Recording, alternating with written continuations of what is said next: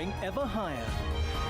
Celebrating the Hong Kong Special Administrative Region's 25th anniversary. A new era, stability, prosperity, opportunity.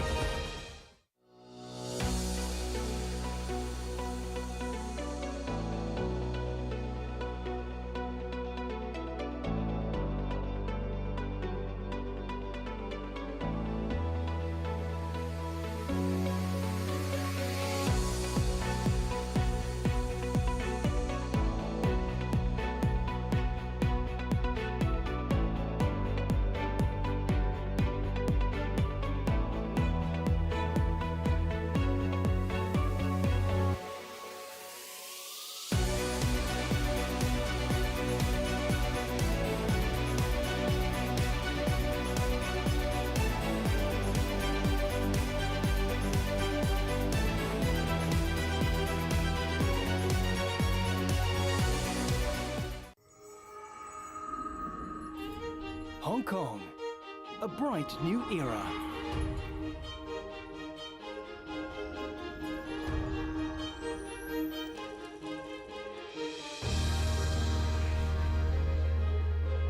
Stability is the cornerstone of development.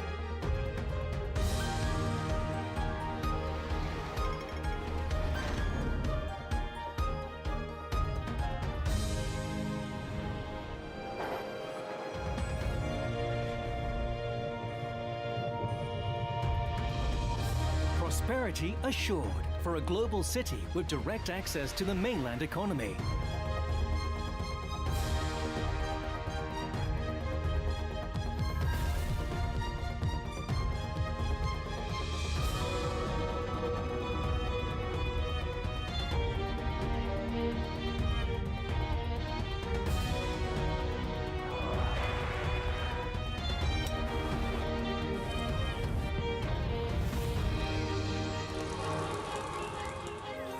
Opportunity flourishes under national development.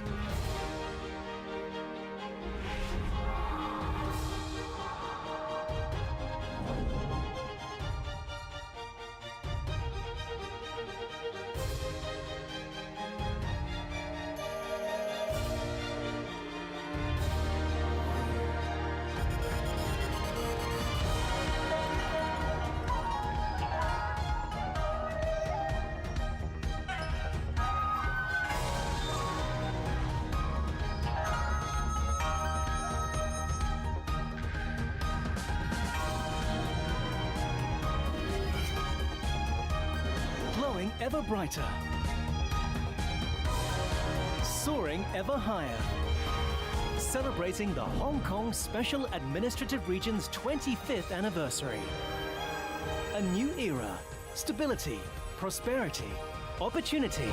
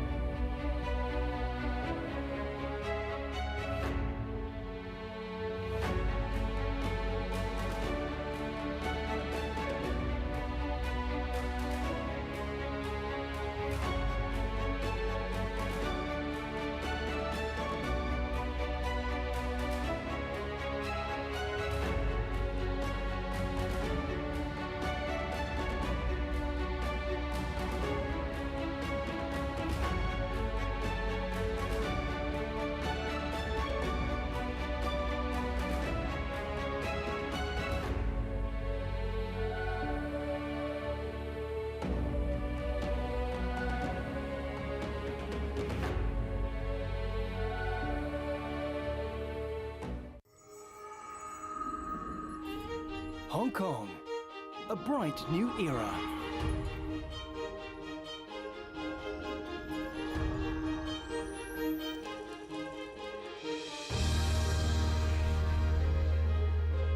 Stability is the cornerstone of development.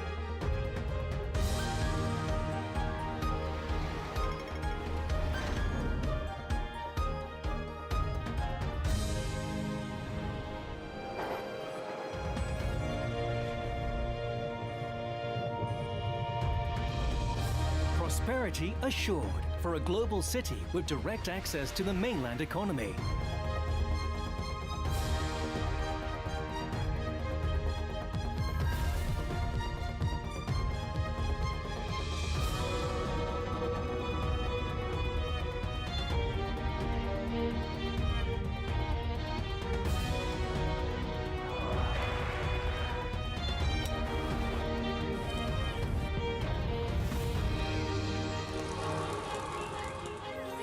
Opportunity flourishes under national development.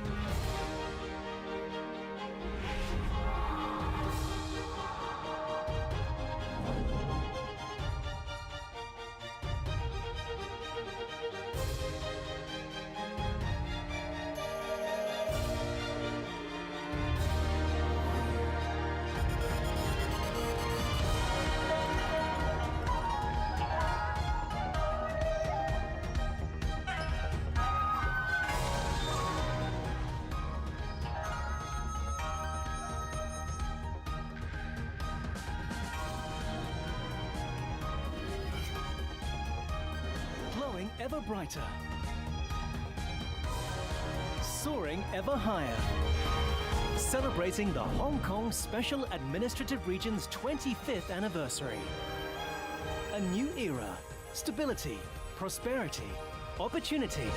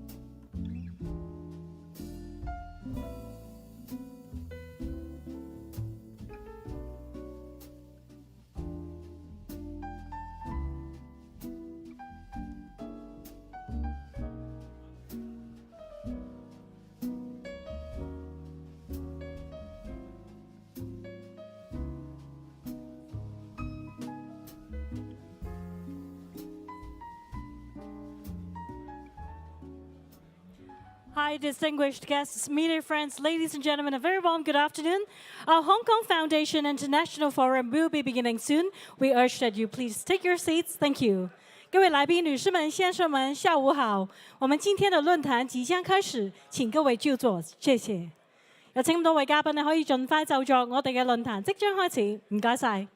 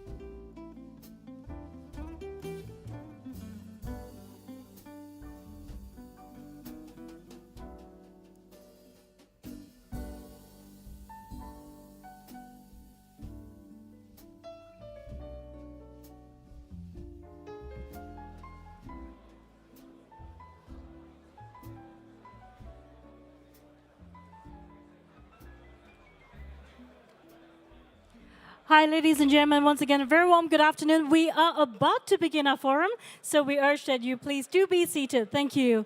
各位來賓、女士們、先生們，我們的論壇即將開始，請各位回座，謝謝。有請咁多位嘉賓咧，可以盡快回座，因為我哋嘅論壇咧快將要開始啦。唔該晒咁多位。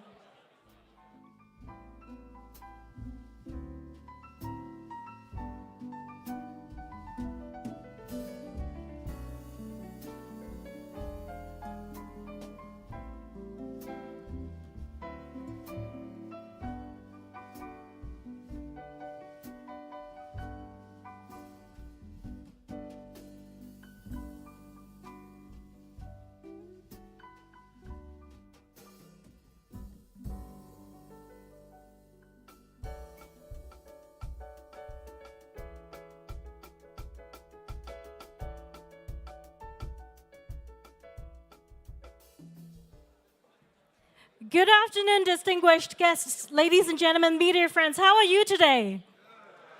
Wonderful. A very warm welcome to the forum organized by our Hong Kong Foundation. I would like to extend the warmest welcome to every one of you joining us in person and also online through Zoom. Our event today is titled Progress Through Collaboration, our international forum on how connecting the world with Hong Kong's new opportunities and new future. 我们今天活动的主题是联通世界的香港新机遇新未来。My name is Laura Kasensen, your MC for the day. 我是高嘉瑜，你们今天活动的主持人。大家下午好。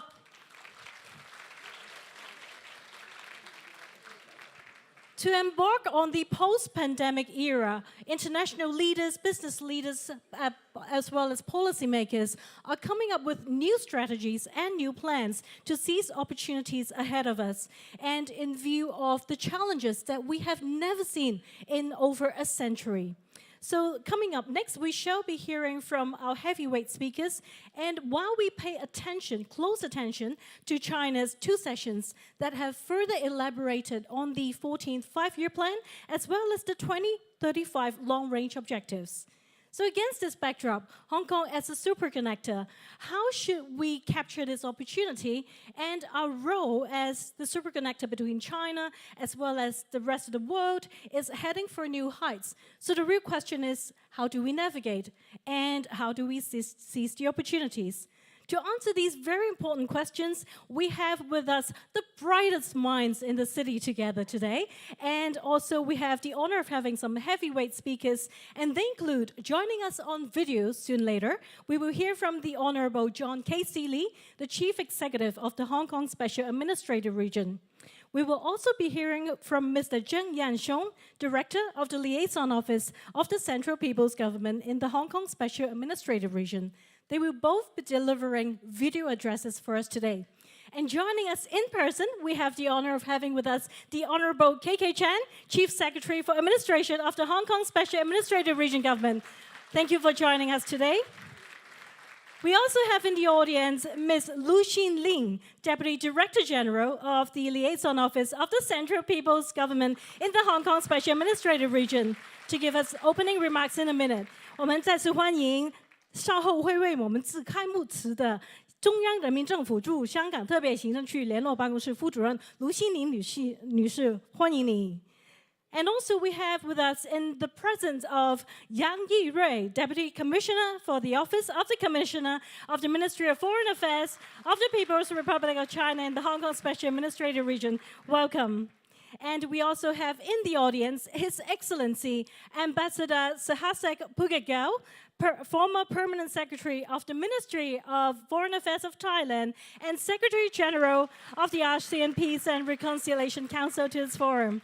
So I think you would agree with us, the audience today, be it in physical or online, we are in for a lot of insights, we're in for a lot of discussion, as well as how do we navigate the future of Hong Kong through collaboration.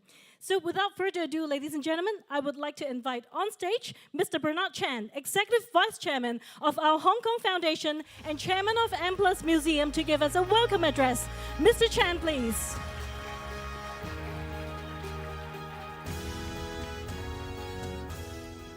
Good afternoon.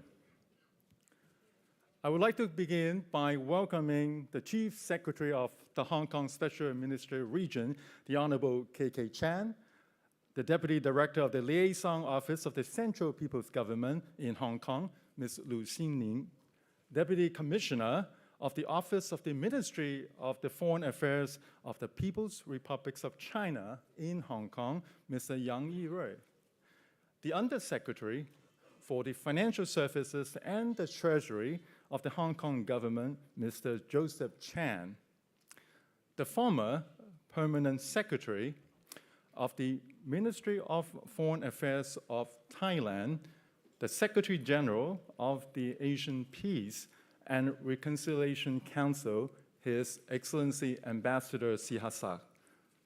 Honored guests, ladies and gentlemen, welcome. At this point, I would also like to pay a special tribute to the Chief Executive of the Hong Kong Special Administrative Region, the Honorable John Lee, and the Director of the Liaison Office of the Central People's Government in Hong Kong, Mr. Zheng Yanxiong, who cannot join us today in person due to other unavoidable commitments, but who have recorded their messages, which will be shown shortly via a video link. And finally, I would also like to thank the Sino Group for their generosity in sponsoring today's venue, and the Hong Kong ASEAN Foundation for being a supporting partner. Hong Kong has a long history of being a free port, which strives on trade through an open door policy that enable us to become one of the world's largest trading economies and an international financial and commercial centers serving China, the Asia-Pacific region, and the rest of the world. However, despite this rich history, it seems that over recent years, many people outside of Hong Kong have been having serious doubts about our future and our ability to continue to make valuable contribution within the international community.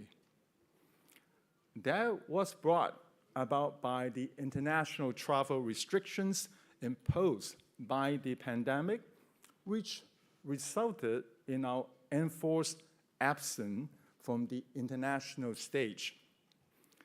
And also, in 2019, we went through a period of social unrest, which, along with the subsequent restoration of law and order, attracted sometimes unfair, unbalanced, but certainly continuous and negative international media coverage. I know from personal experience that this combination left many people across the international community, particularly those not necessarily well-informed, with the view that Hong Kong was somehow losing its relevance and that any change was probably for the worse. I think everyone here today, and indeed an increasing number of our international friends and partners, will agree that this is simply not the case. However, it has only been in recent months, with the lifting of the travel restriction, that visitors have been able to return for the first time in 3 years and see for themselves the significant progress and development that has been made in many important areas. Despite the pandemic, and in the eyes of many observers, we are re-emerging onto the world stage, stronger and better than before.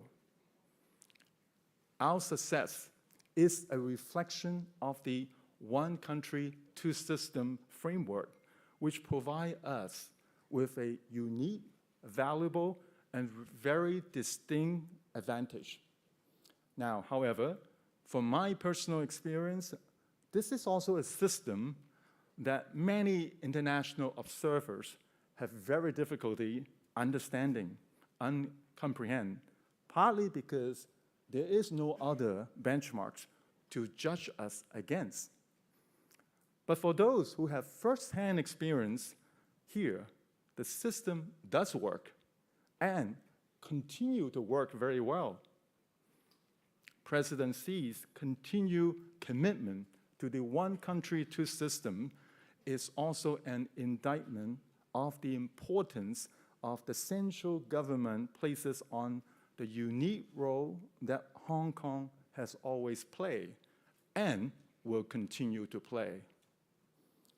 As the gateway to international community, the system will continue to provide many major opportunities and benefits for the global community.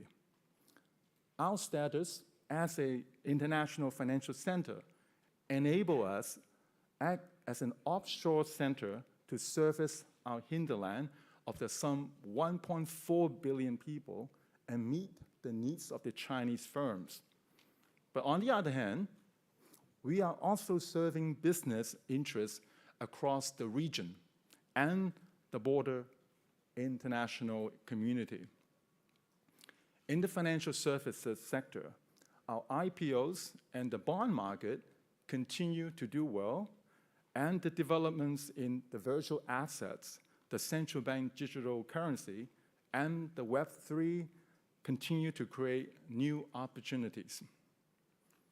We have been working tirelessly to develop our offshore renminbi business with a view to fostering RMB internationalization.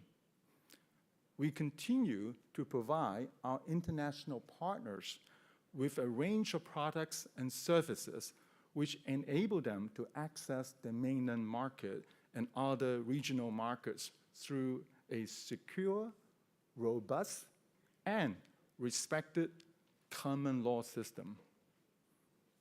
We are very fortunate this afternoon with us very respected and extremely accomplished guest speakers and panelists who will share their views, these and other matters.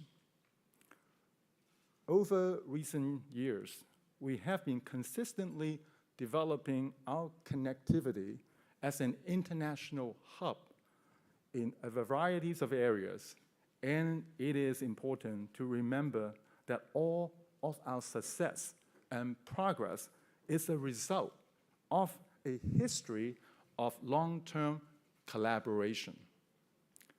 As the regional logistic hub, we have the advantage of interconnected air, sea, and road transportation, which provides flexibility in moving goods from one corner of the world to another.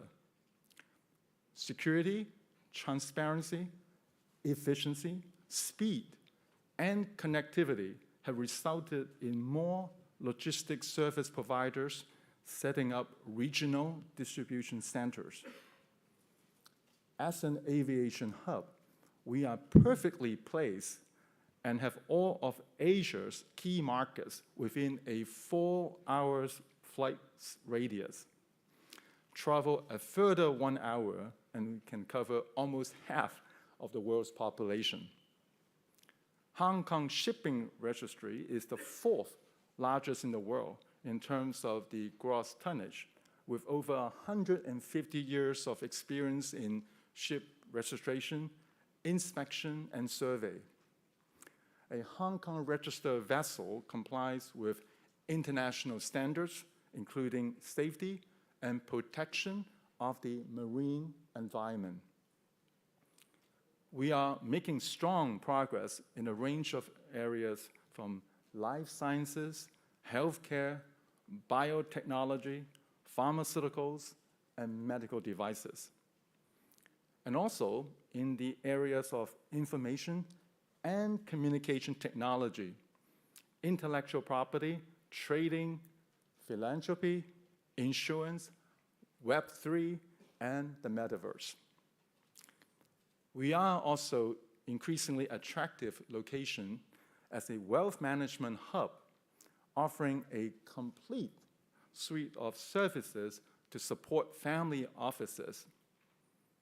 As a legal hub, we were ranked the 3rd most preferred location for arbitrations globally in 2021. To me, these examples provide clear evidence of the functionality embedded in our one country, two system framework. As chairman of M+ Museum, I met many museum directors from some of the world's most highly regarded institutions and other important influencers who travel here to attend an extensive range of public and private events in March. I was overwhelmed by the feedback I received, which was a massive vote of confidence in Hong Kong and a strong endorsement of our role as the major hub in Asia. I have no doubt these people will convey similar messages to their friends and colleagues back at their homes. Arts and culture create new and valuable channels for engagement, dialogue, and debate, and have the soft power remove barriers and reduce tensions. Likewise, sport has a vitally important role to play in our future, not only from the perspective of physical health, mental health, and the general well-being of those in our community. Sport strengthens our international connectivity and has the capacity to forge a stronger national identity. We have combined science, medicine, and technology into our elite sports program. But much more can be done at the community level to integrate sport. Like sports and arts and culture, sport has the ability to positively portray Hong Kong to the international community. A recent example was the last month's very successful Hong Kong Rugby 7. Teams from 16 countries participated in the men's tournament and 12 countries in the women's tournament. We are delighted to have Dr. Trisha Lee here today to share her views on the tangible benefits which sport can bring to Hong Kong and its role as a modern and inclusive society. It would be a remiss of me not to mention the Greater Bay Area, creating a potential market of 86 million people. This is a major part of China's implementation of innovation-driven development and commitment to reform and opening up. This is already providing a significant opportunities for Hong Kong and is helping us to focus and redefine our unique attributes, particularly in dealing with the complex but critical matter of alignment. We should also not lose sight of the role we can play in the supply chain as an R&D center and a valuable test market. Likewise, the Belt and Road Initiative is designed to reinvigorate the seamless flow of capital, goods, and services between Asia and the rest of the world. The global pandemic and geopolitical tensions has somewhat slowed progress, but think 20 years ahead and the opportunities and the efficiency of the increased market integration and the greater connectivity. Once again, there are many opportunities arising from Hong Kong on this horizon. Over the recent years, ASEAN has become Hong Kong's second largest merchandise trade partner, and in 2020, re-export of the mainland origin goods to ASEAN through the Hong Kong exceeded 196 billion Hong Kong dollars. We have a strong relationship with ASEAN, and that needs to be sensitively nurtured and maintained, particularly at such a time of the heightened geopolitical tensions. I have no doubt our esteemed speaker, Ambassador Sihasak, will share his view on the potential challenges and the opportunities with us. Finally, I hope this afternoon's exchange of views and discussions will result in further collaboration and commitment, which will enable Hong Kong to play an increasingly important role in the international debate surrounding these topics and other important challenges which we all face as a member of the global community. In essence, our future success will reflect progress through collaboration. Ladies and gentlemen, thank you very much.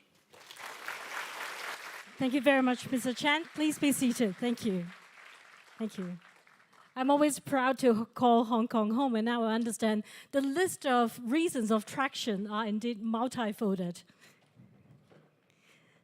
Ladies and gentlemen, up next it is my pleasure to invite a video address from the Honorable John KC Lee, the Chief Executive of the Hong Kong Special Administrative Region, to shed light on Hong Kong's new role and new future. Let's hear from the Chief Executive. Distinguished guests, ladies and gentlemen, I'm pleased to have this welcome opportunity to speak to you at this international forum organized by our Hong Kong Foundation.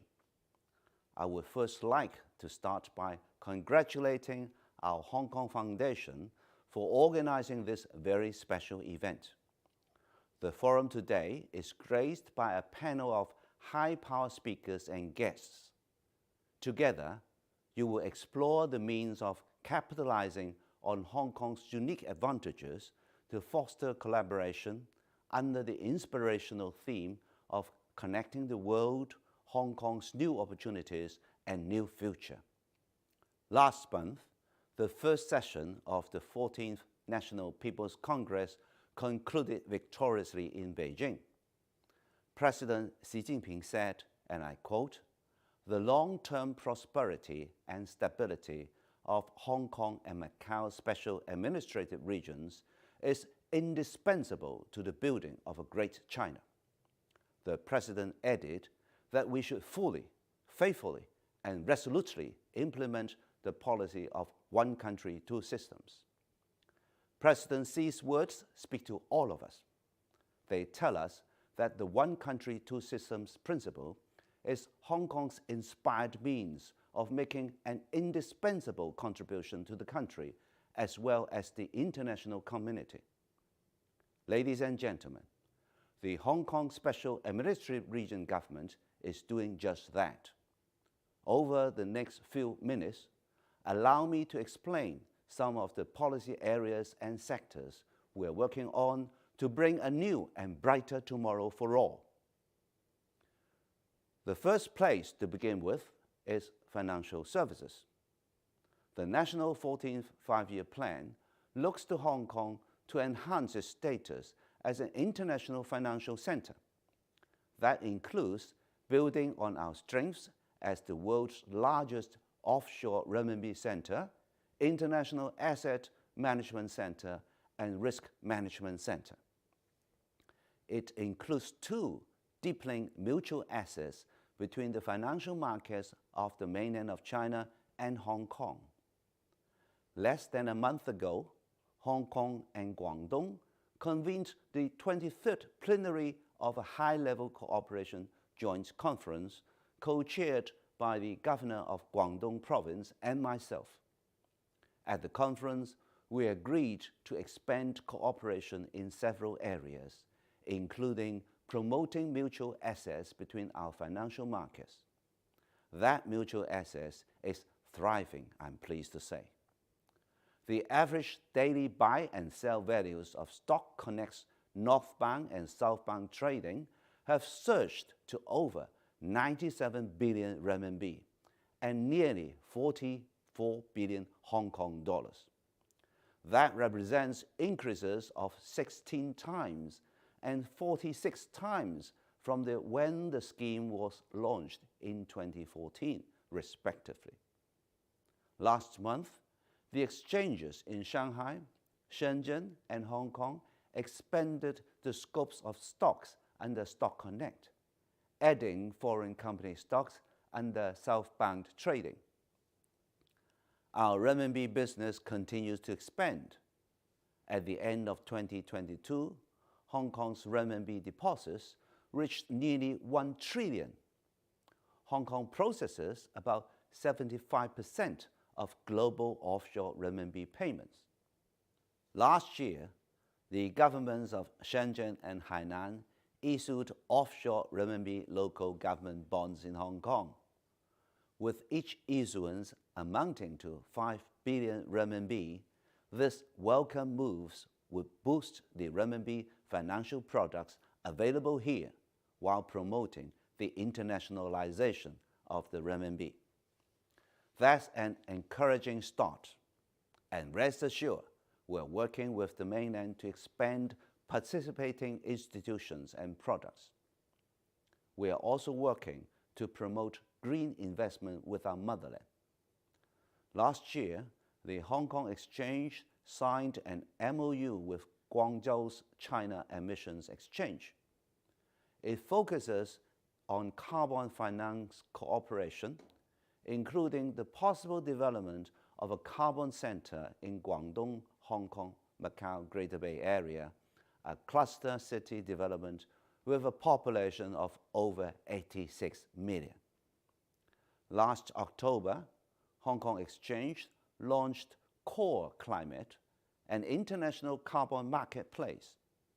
To date, it is the only carbon market offering both Hong Kong dollars and renminbi settlement for the trading of international voluntary carbon credits.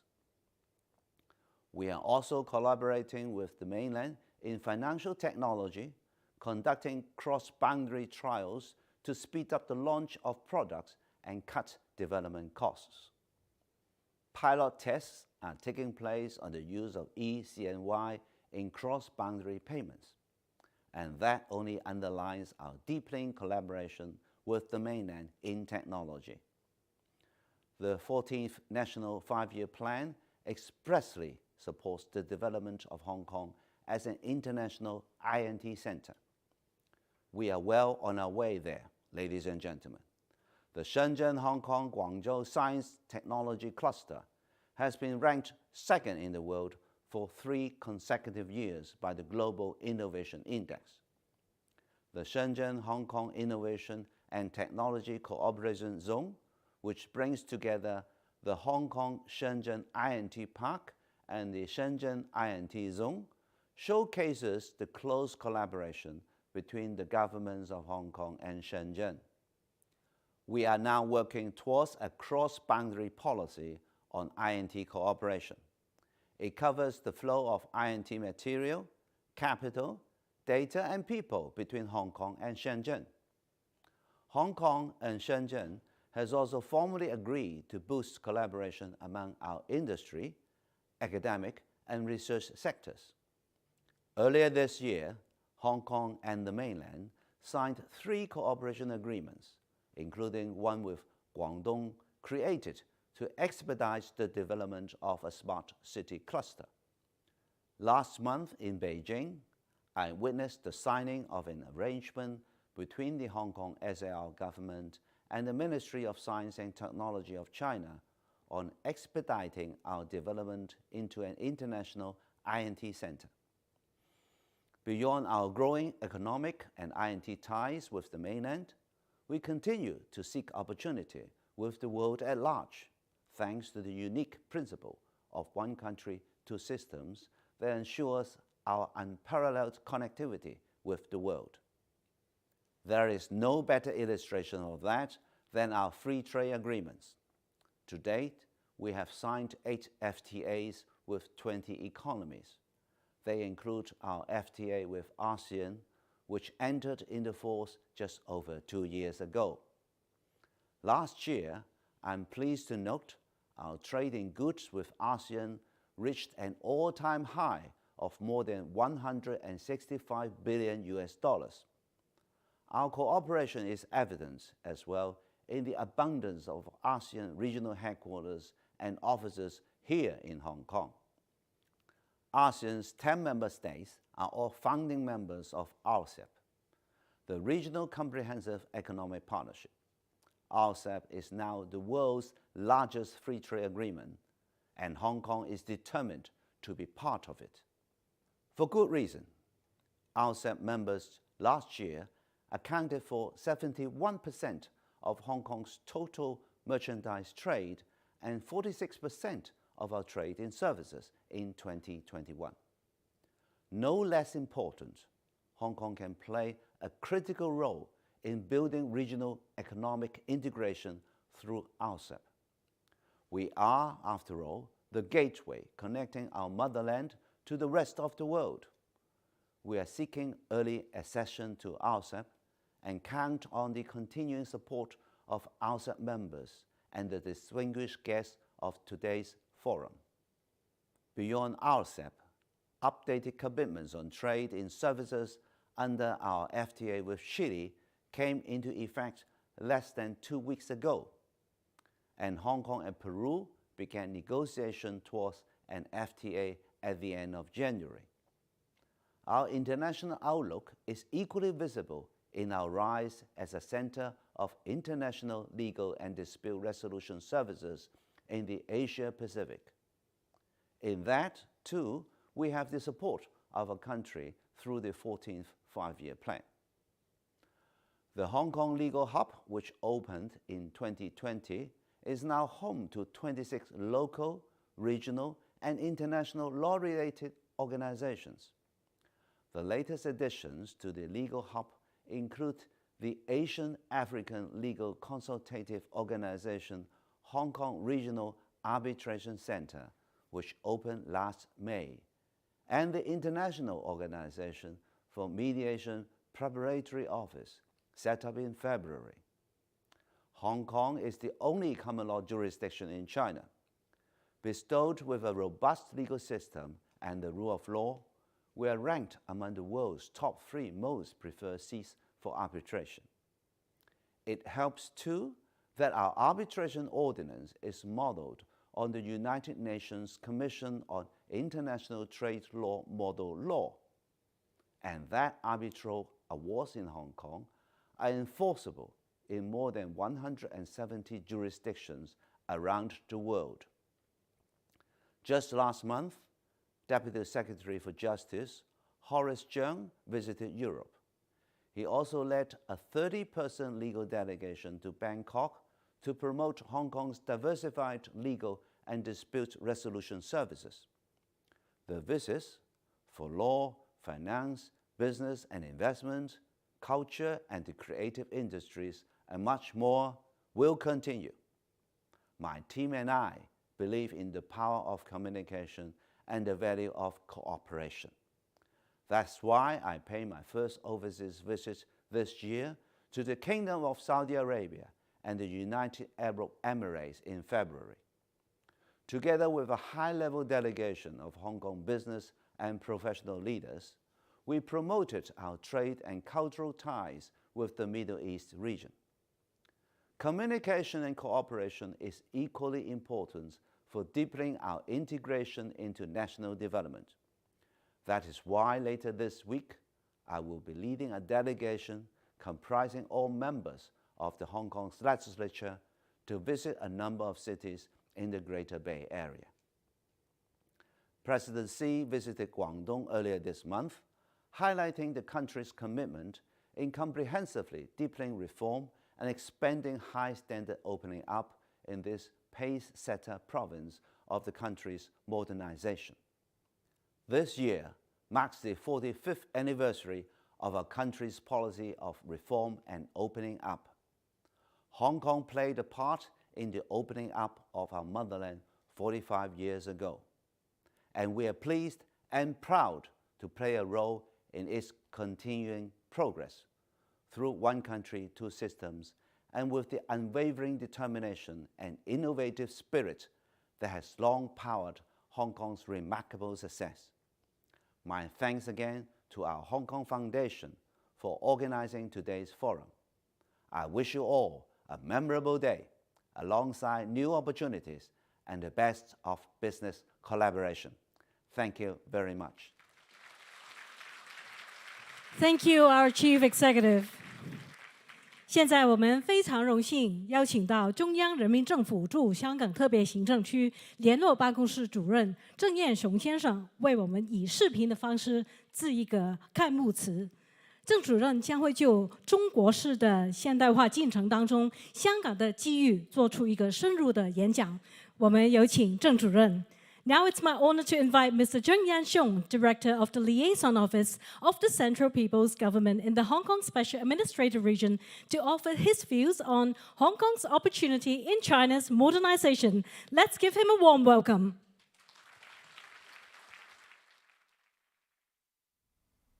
尊敬的李家超行政长官、各位嘉宾、各位朋友，大家下午好。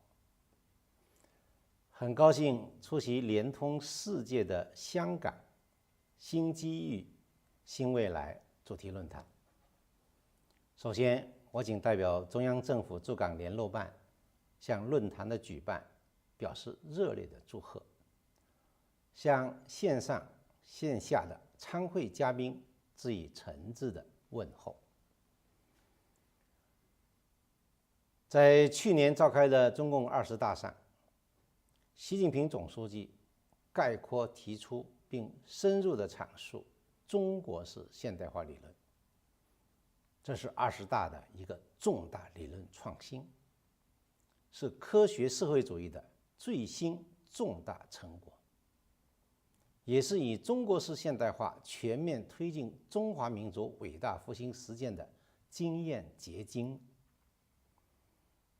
这段时间以来，中国式现代化不仅成为香港社会的高频热词，也吸引了国际社会的广泛关注。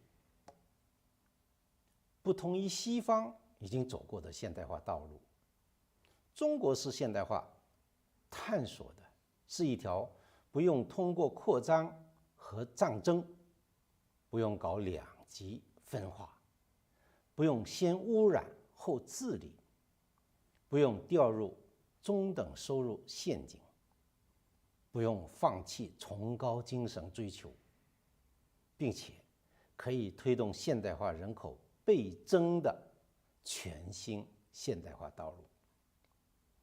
这5个不，一个倍增，是一种典型的现代化模式的迭代，必将创造出人类文明新形态。在这样的历史大事件面前，到底香港面临什么样的机遇，应该如何对待？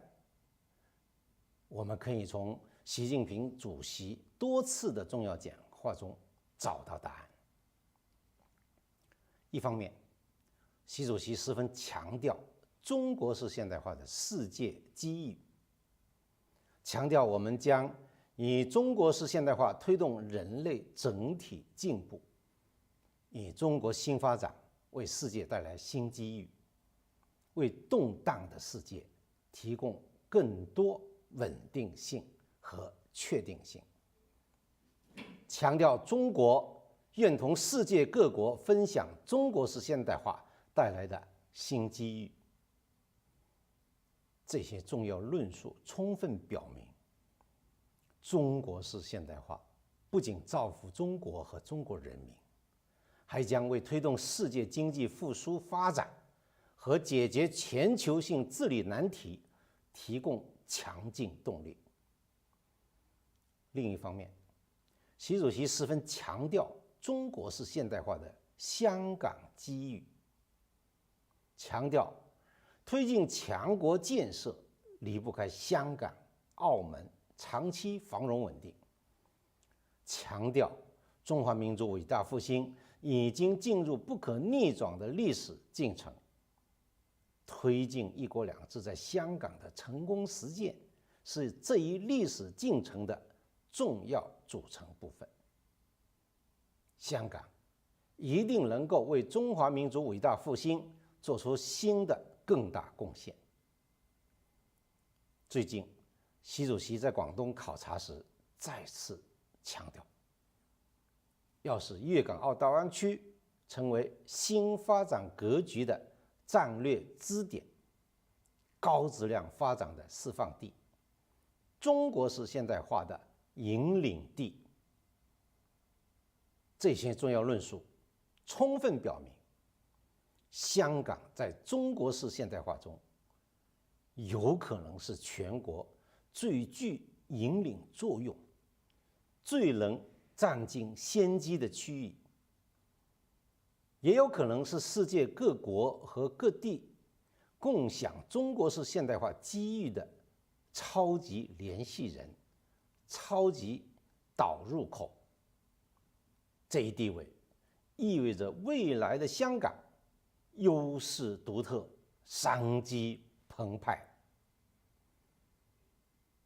香港历来是中国联通世界的重要窗口，是世界各国分享中国发展红利的重要通道。在推进中国式现代化的新征程上，中央政府赋予香港比以往更为重要的角色和使命。香港的独特地位和优势将更加凸显。这意味着香港在强国建设、民族复兴进程中将继续担当中国联通世界的重要功能，有能力也应当成为中国式现代化的排头兵。意味着香港将全方位受益于中国式现代化，在擦亮老名片、铸就新名片的过程中，进一步增强国际竞争力。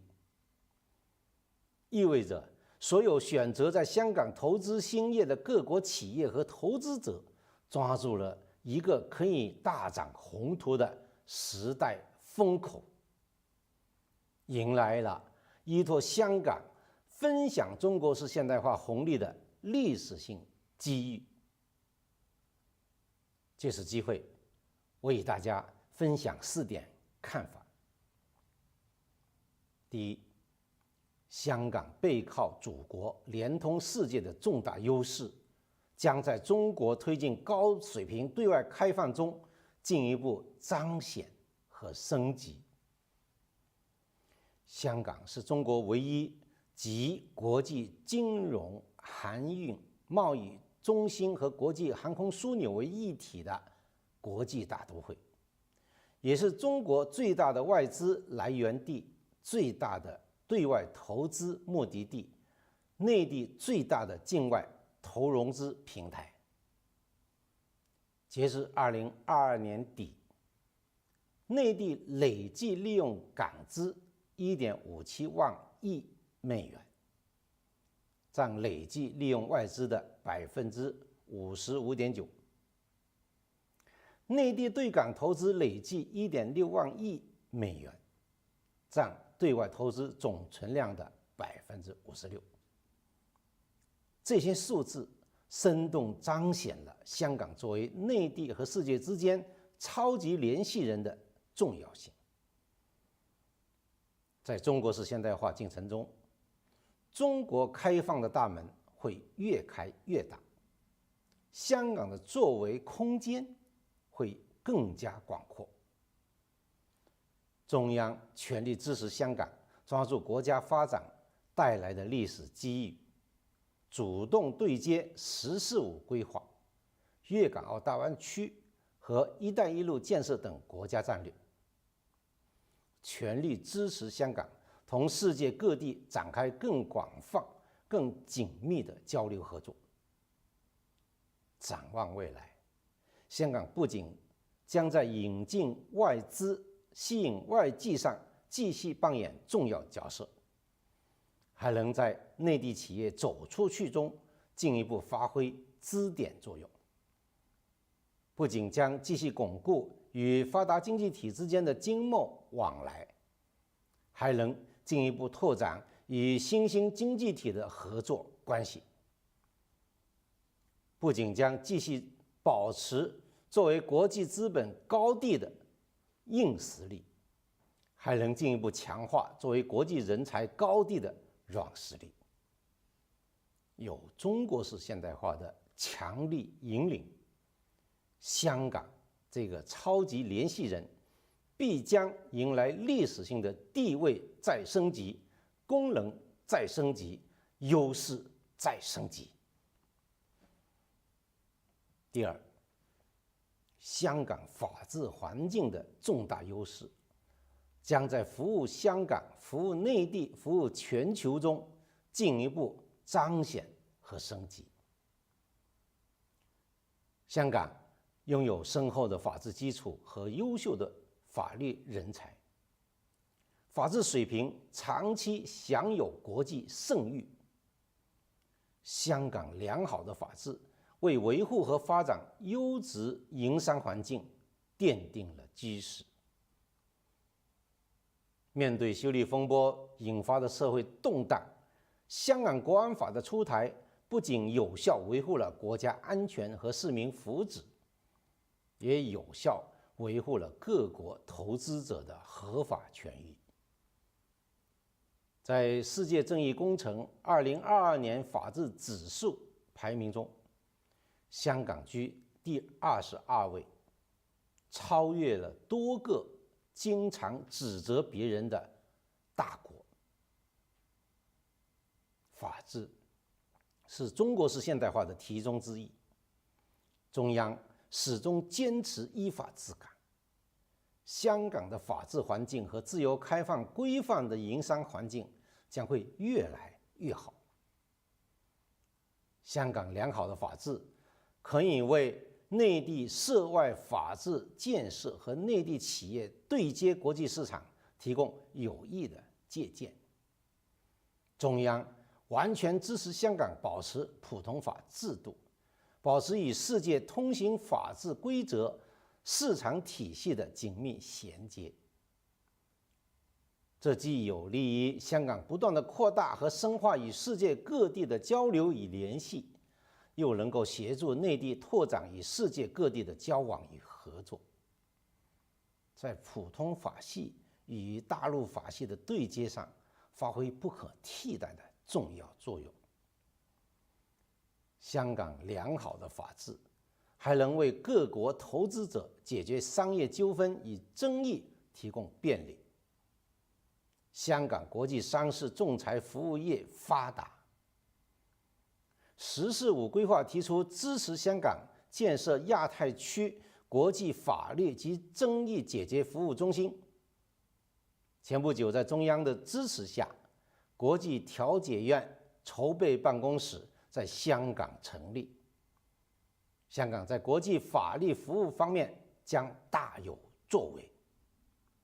这些都预示着中国式现代化将为各国提供越来越多的国际公共产品。香港的法治优势足以担当重任，必将令世界受益，香港受益。第三，香港国际金融中心的重大优势将在人民币国际化进程中进一步彰显和升级。香港是世界3大金融中心之一。刚过去的3月，巴塞尔银行监管委员会会议、裕泽香江论坛等金融界盛会在香港相继举行。新一期全球金融中心指数报告中，香港营商环境、基础设施、金融业发展水平、声誉和综合等排名均有上升，这些都体现了香港国际金融中心的韧性与实力。在中国式现代化进程中，世界金融将进一步走进中国，中国金融也将进一步走向世界。特别是有序地推进人民币国际化，势必为香港金融业的发展带来重要机遇。展望未来，作为全球最大的离岸人民币中心，凭借成熟经验、先发优势以及同属异国的有利条件，香港完全能够在丰富完善产品体系、提升投融资载体功能、拓展市场深度、强化基础设施建设、促进跨境使用等方面，为人民币国际化发挥更大的作用。香港国际金融中心的金字招牌将越擦越亮，熠熠生辉。第四，香港文化多元的重大优势将在中西文化交流、文明互鉴中进一步彰显和升级。香港中西文化水乳交融，是香港特色中华文化形态的大熔炉。香港全面复常以来，各类国际文化体育盛事不断，生动展现出多元文化交融交汇的独特魅力。大家熟悉的香港又回来了，热闹起来了。中国式现代化致力推动建设人类命运共同体，而香港的风采和魅力，就是对两种制度有共生、东西文化能合璧、人类命运有共同的最好说明。从更广的视野看，作为大陆文明与海洋文明结合部，中华文化与西方文化交汇地，西方制度方案与中国特色方案共生地，经济枢纽与文化交流集中区。粤港澳大湾区又为香港增强文化创造力、文化辐射力提供了无以伦比的地利之优和人文底蕴。文化包容是最有利于聚集世界人才的，也是最有利于吸引世界投资者、消费者、创造者的眼光的。展望未来，香港理应保持东西文化荟萃的特色，保持马照跑、舞照跳、鼓照吵、外语照讲、洋名照叫，走好国际化道路。同时，理应用好知名文化交流平台和文化 IP 众多优势，向世界讲好中国故事，增强中华文化传播力和影响力。这就必能在促进东西方文化交流、文明互鉴、民心相通中，进一步彰显香港价值、香港担当。抓住重大机遇，需要在正确的时间、正确的地点，顺应历史的大势，把握时代的潮流。我们坚信，和平发展、合作共赢，就是这样的历史大势。中国式现代化就是这样的时代潮流。香港就是这样的正确地点，香港由治及兴的新阶段就是这样的正确时间。各位嘉宾，各位朋友，习近平主席深刻指出，一国两制这样的好制度，没有任何理由改变，必须长期坚持。在香港诸多优势中，最大、最根本的优势是一国两制。确保一国两制行稳致远，就是对中国式现代化的生动诠释和有力助攻。无论时局、世局如何变化，我们坚守一国两制的初心坚定不移，保持香港长期繁荣稳定的信心坚定不移，支持香港保持独特地位和优势的决心坚定不移。我们真诚希望各位朋友亲身感受香港近年来的新变化、新发展、新气息，向世界真实传递香港声音，展示香港风貌。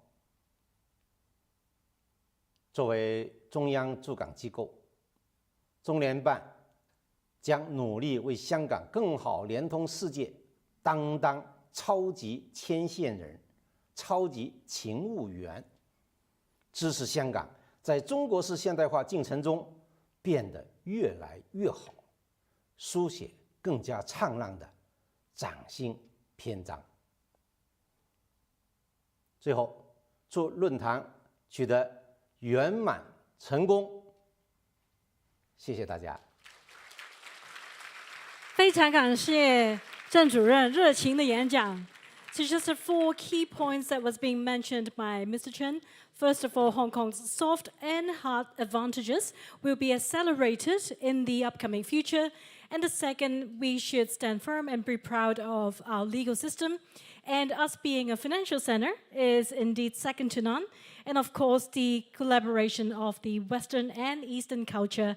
And he also mentioned that we can still call ourselves using both our Chinese name or our English name, 阳明校校. Well, ladies and gentlemen, up next it's my pleasure to invite on stage the Honorable KK Chan, Chief Executive for Administration of the Hong Kong Special Administrative Region Government, to deliver an opening remark. Let's put our hands together for Mr. Chan, please.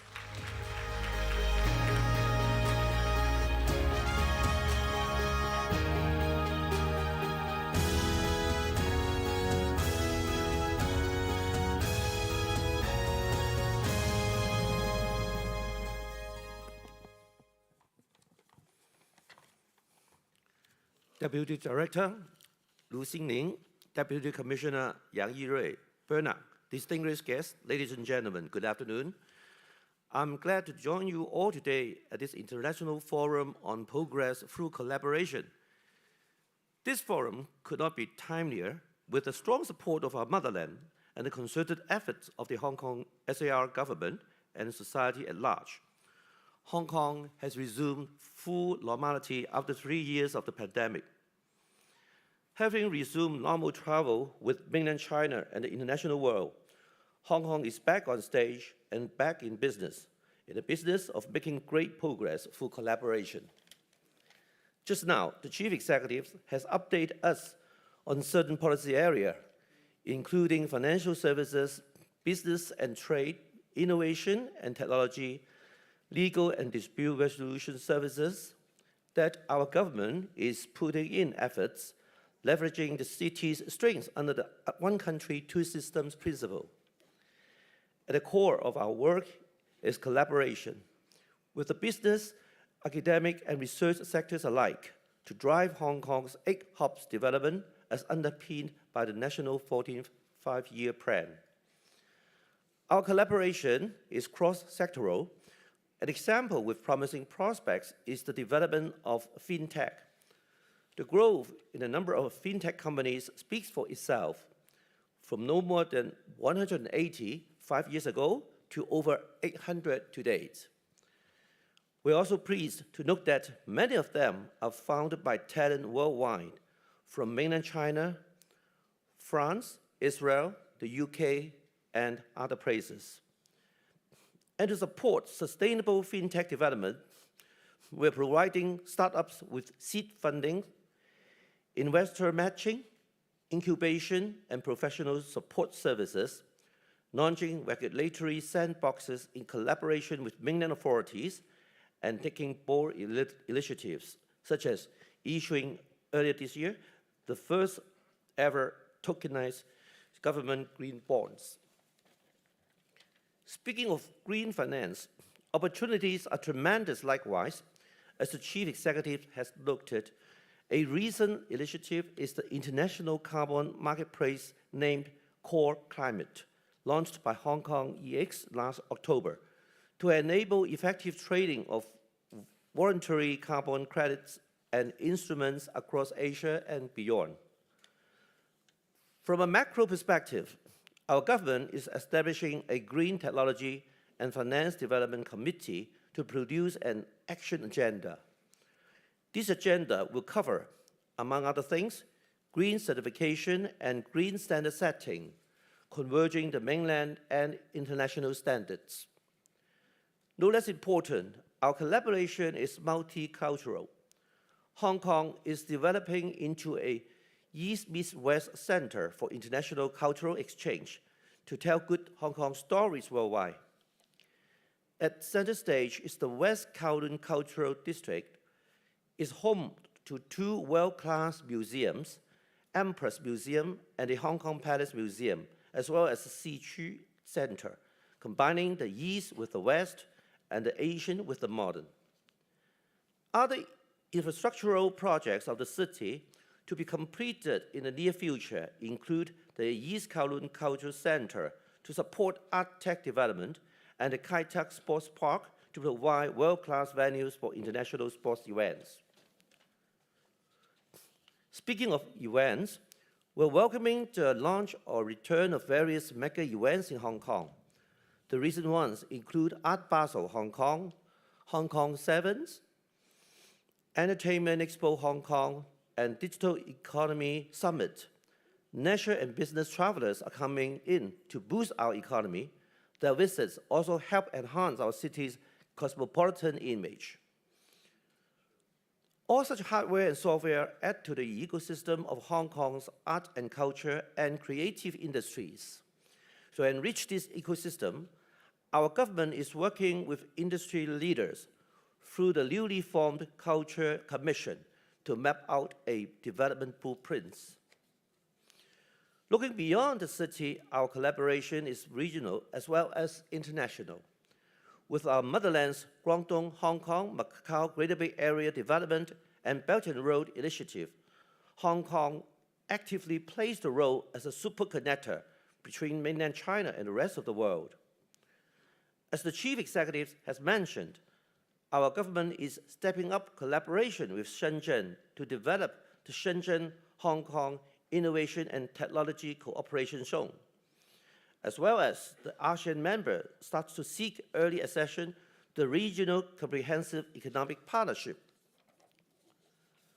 We are determined to achieve these goals by upholding Hong Kong's competitive strengths, including a highly open and internationalized market, the rule of law, robust infrastructure, and the free flow of capital, information, and people.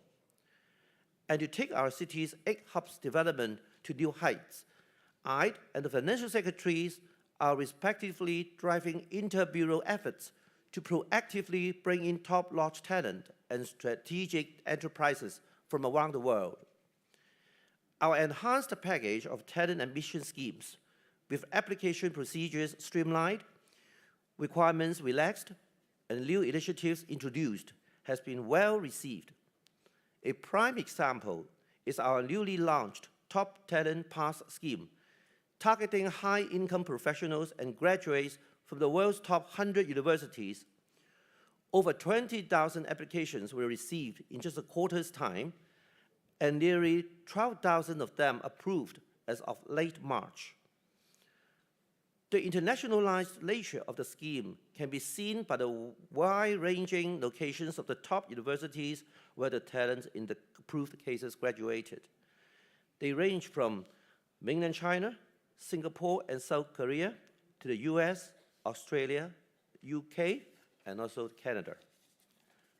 At the same time, a dedicated office for attracting strategic enterprises has been set up to draw enterprises of strategic value to our economy by tailoring incentive packages.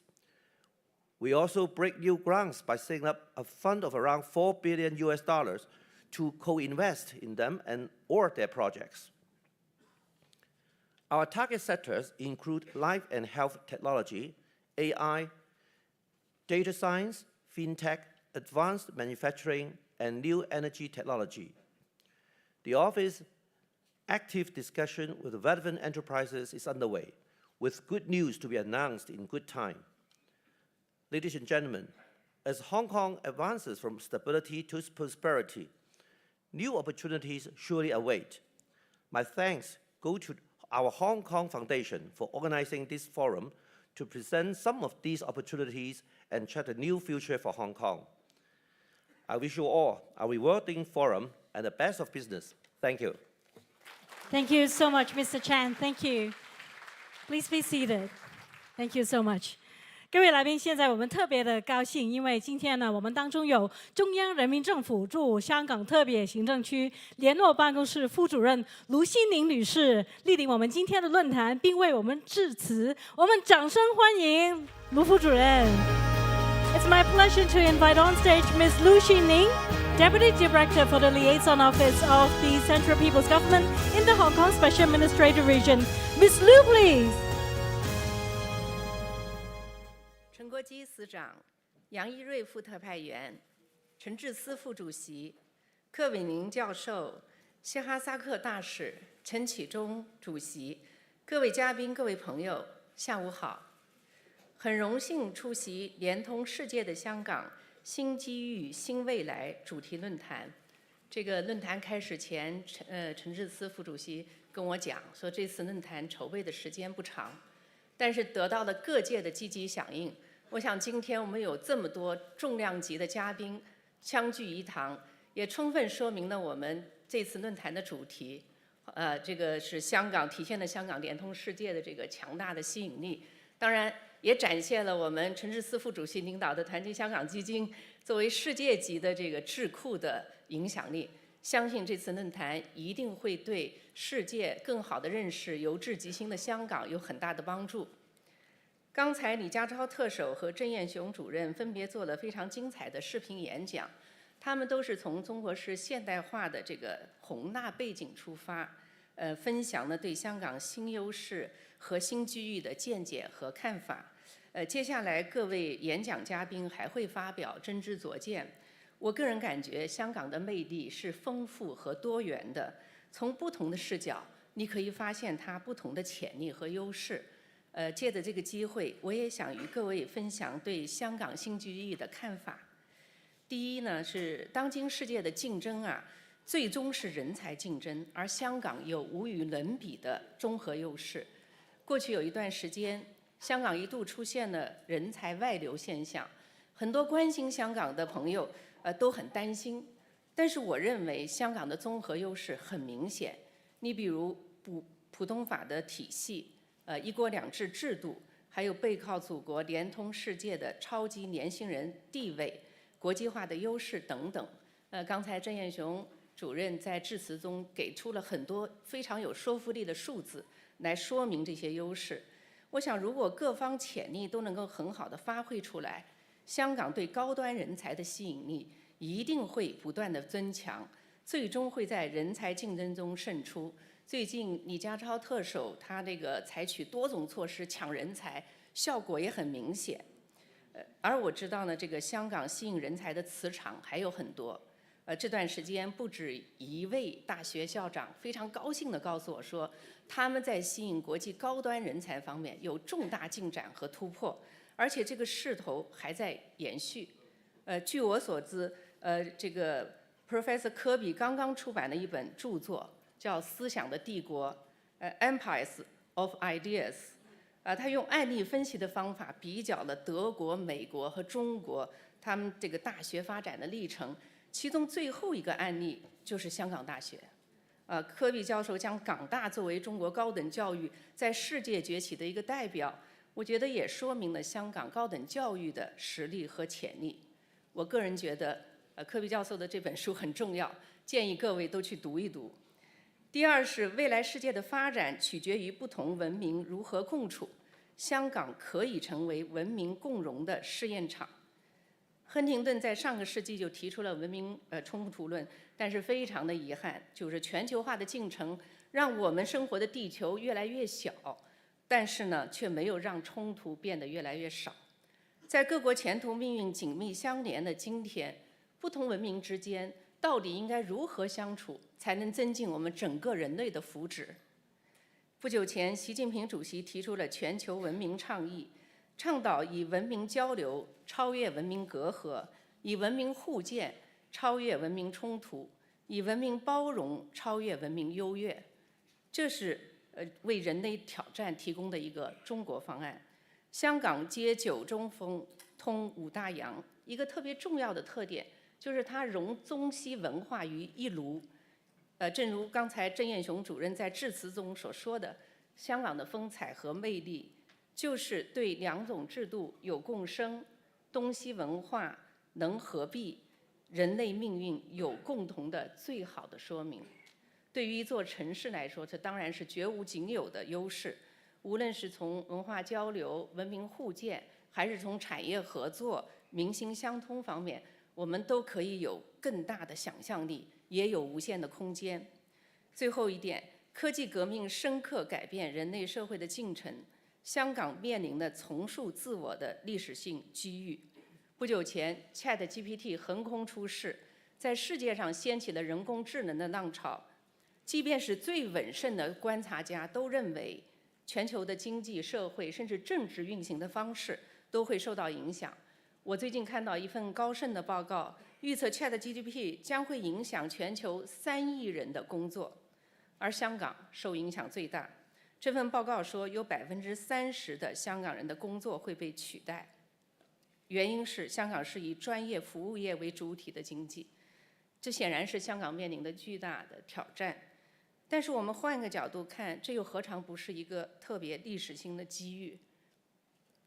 因为香港正在紧锣密鼓地构建国际创科中心，如果我们能用好基础研究、高端人才，还有大湾区的广阔腹地，还有香港多年来积累下来的国际化的优势等等多方面的这些因素，完全可以化危为机，倒逼出我们革故鼎新的勇气，也加速经济结构的转型和升级，迎头赶上这一波的科技革命的浪潮。我们香港的历史本身就是一部在狮子山精神照耀下浴火重生的历史，这次也没有理由例外。纵观人类历史上的著名城市，从中国盛唐的长安，到文艺复兴时的威尼斯，到工业革命时期的伦敦，以及后工业时代的纽约，没有一个不是在特定的时间和空间的条件下，把握机遇，做出抉择，奋力打拼出来的。香港作为亚洲四小龙，崛起于20世纪70年代，在世界全球化和中国改革开放的大潮中，逐步发展成举世公认的活力之都、东方明珠。有句名言说得好，机遇属于有准备的人。今天的香港充分享有中国式现代化和国际化带来的发展红利，天时地利人和具备，只要乘势而上，奋发进取，必将大有可为，风光无限。预祝本次论坛圆满成功，谢谢大家。非常感谢卢副主任的讲话，谢谢。As a wrap-up, she gave us a very good line, opportunity is for those who are prepared. So indeed, it gives Hong Kong a very good reminder of the opportunities that lies ahead. And right here, I would like to draw your attention, ladies and gentlemen, to the official pamphlet that you receive on the seats. In fact, there are 2 QR codes that you could utilize if you would like to pose any questions to the forum speakers and panel speakers later on. So you could scan either of the QR code to pose questions to the panelists as well as the moderator for the upcoming 2 sessions. 以下呢，有请各位可以看一下你们的长刊，因为里面有2个二维码，分别呢就可以向我们稍后的2个论坛的讲者跟我们的论坛的主持人可以提问。那所以如果您有兴趣，或者是想到有什么问题想提问的话，也都可以使用那2个二维码。And now, ladies and gentlemen, we're about to invite our distinguished guests to come forward to the stage for a group photo to commemorate this very valuable moment. 以下我们将会邀请我们的主礼嘉宾以及讲者上台合影留念，留住这个珍贵的时刻。May I now invite Ms. Pansy Ho, Board of Governors of our Hong Kong Foundation. Welcome. Mr. David Lam, Undersecretary for Development, Development Bureau of the Hong Kong Special Administrative Region Government. Welcome. Dr. Ellen Seaman, Board of Governors of our Hong Kong Foundation. Welcome. Mr. Guy Bradley, Chairman of John Swire & Sons Hong Kong Limited. Welcome. Dr. Moses Chang, Board of Governors of our Hong Kong Foundation. Welcome. Mr. Darryl Ng, Chairman of Hong Kong ASEAN Foundation and Deputy Chairman of Sino Group. Welcome. Mr. Vincent Low, Board of Governors of our Hong Kong Foundation. Welcome. Thank you for joining us. Mr. David Liao, Co-Chief Executive of the Hong Kong and Shanghai Banking Corporation. Welcome. Mr. P.C. Lau, Board of Governors of our Hong Kong Foundation. Welcome. Mr. Kiyotaka Ando, Executive Director, Chairman, and Chief Executive Officer, Nissin Foods Company Limited. Welcome. Dr. Tricia Lee Hay, Chief Executive of Hong Kong Sports Institute Limited. Welcome. Dr. Jane Lee, President of our Hong Kong Foundation. Welcome. Ms. Angel Ng, Head of Asia of the City Global Wealth. Welcome. Mr. Lawrence Lee, Chairman of the Financial Services Development Council. Welcome. Mr. Nicholas Agustin, Chief Executive Officer of the Hong Kong Exchanges and Clearing Limited. Welcome. 我们有请中央人民政府驻香港特别行政区联络办公室研究部部长雷海秋先生，有请，欢迎您。Dr. Stephen Wong, Head of Executives, Chief Executives Policy Unit, welcome. Mr. Ronnie Chan, Chairman of Hang Lung Properties, welcome. Professor William Kirby, Sprengler Family Professor of Business Administration, T.M. Chang Professor of China Studies, and University Distinguished Service Professor of Harvard University. Welcome, Professor. Ms. Elsie Leung, Executive Committee Member of our Hong Kong Foundation. Welcome. Thank you for joining us. His Excellency Ambassador Sehasak Pugagel, former Permanent Secretary of the Ministry of Foreign Affairs of Thailand and Secretary General of the Asian Peace and Reconciliation Council. Welcome. 我们有请中华人民共和国外交部驻香港特别行政区特派员公署副特派员杨义瑞先生，有请。And to the three of you, 我们有请中央人民政府驻香港特别行政区联络办公室副主任卢欣宁女士，连同 Mr. Bernard Chen and the Honorable KK Chan, Chief Secretary for Administration of the Hong Kong Special Administrative Region Government. Welcome, ladies and gentlemen.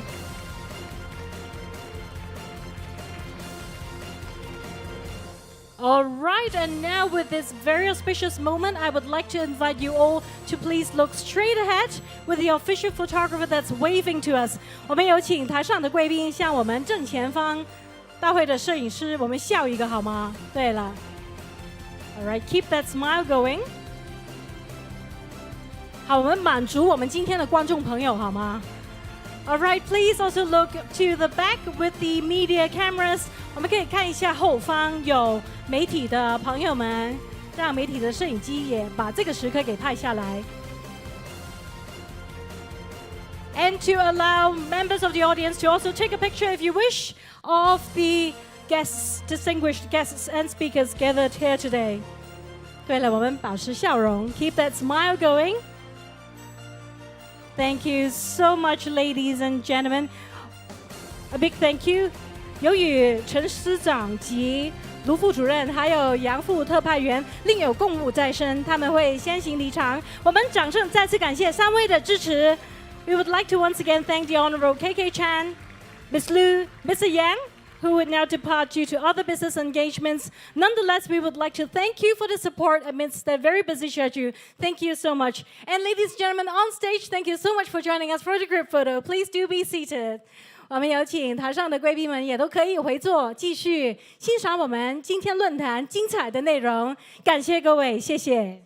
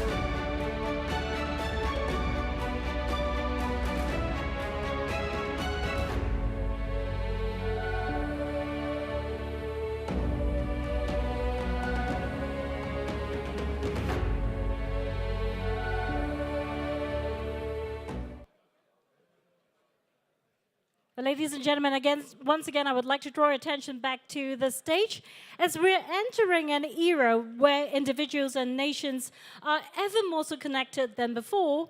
Our shared future is led through common goals as well as collaborative efforts. So will collaboration be a synergy for collective growth, or will it be a zero-sum game for further differentiating winners and losers at last?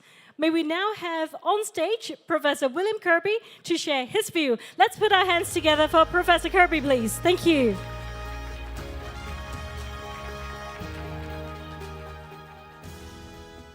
Thank you all very much. It's a great honor to be here with our Hong Kong Foundation. Even though I'm not from Hong Kong, I feel like I'm part of our Hong Kong being here. It's a great pleasure to be back in Hong Kong. And I'm going to speak from the point of view of an academic and the role of scholarship and academic exchange. This is my first time, really only my second time back in Hong Kong in the last 3 years. I used to go to China and Hong Kong 6 or 8 times a year. And in these last 3 years, as we know, so much has changed. So little, seemingly, collaboration, for example, between American universities and the universities in Greater China because of COVID.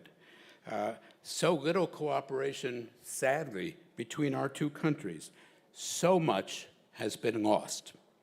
The single motivating purpose of my being here again, just last week in Shanghai, and then above all this week in Hong Kong, is to restart my own university's engagement, Harvard's engagement with Greater China, with the great educational partners that we have had and that we will have again in the world of Greater China.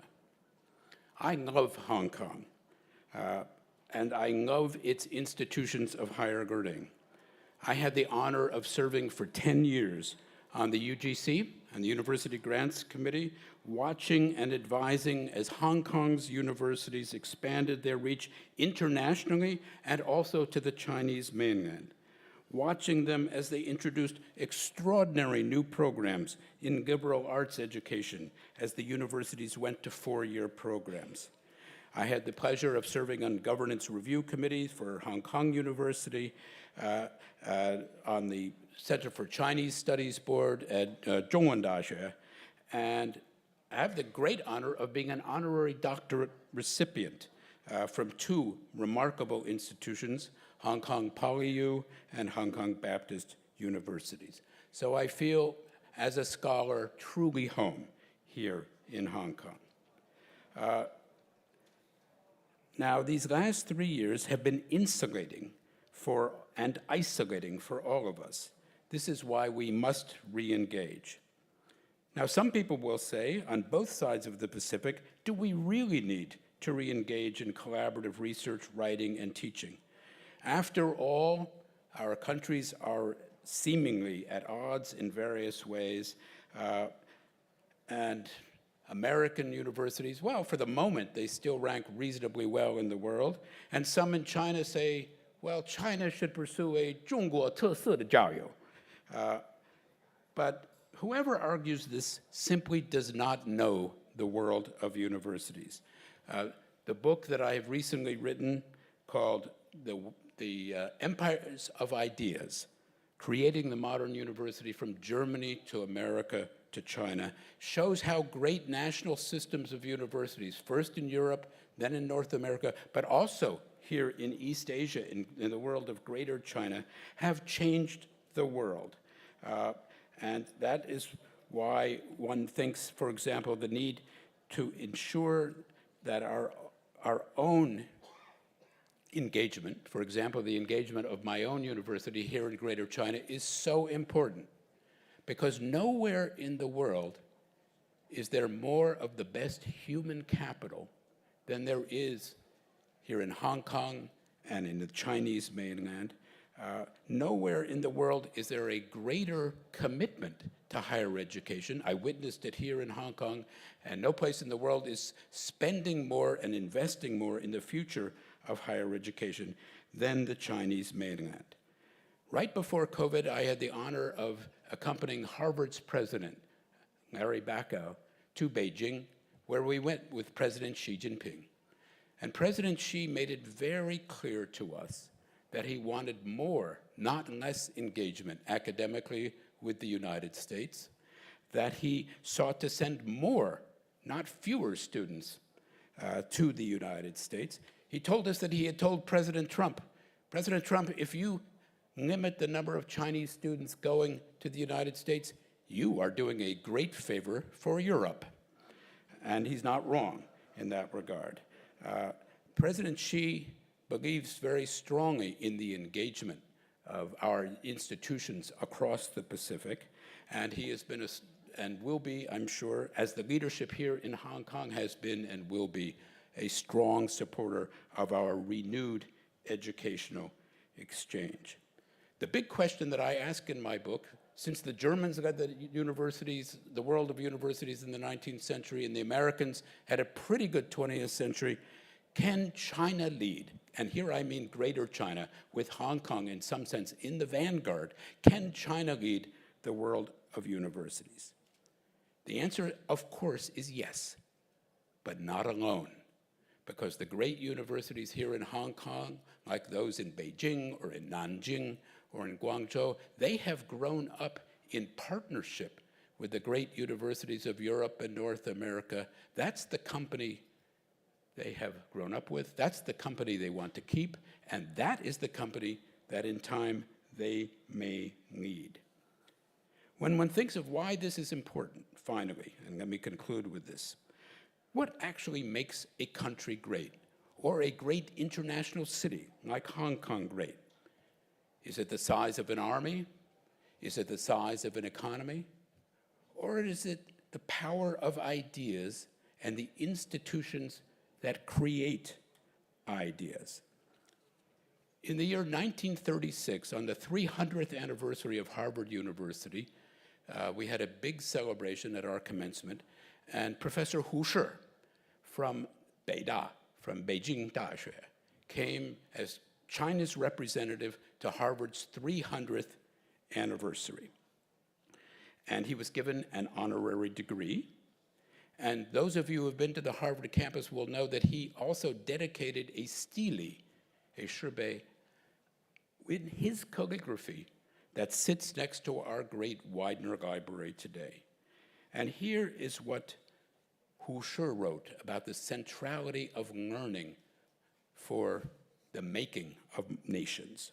He wrote this: culture, he wrote it in Chinese, I should tell you, but I'm giving it to you in English. And he wrote it in wonderful classical Chinese, very difficult. He said, culture is the lifeblood of a nation. It is by virtue of its culture that a nation arrives. But truly it is due to learning, 学, that a culture flourishes.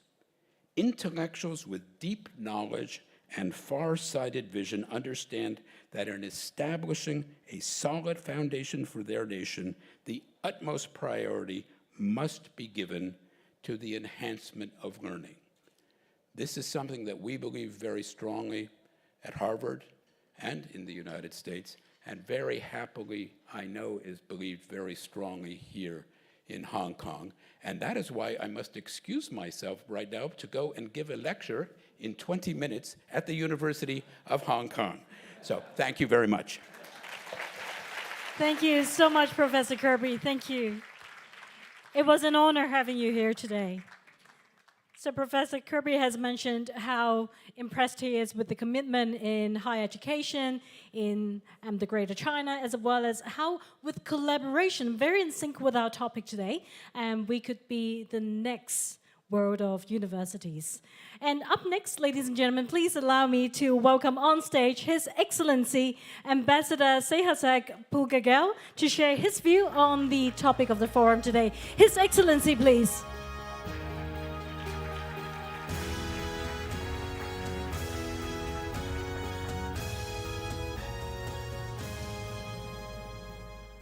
Good afternoon, Sawadee Krap.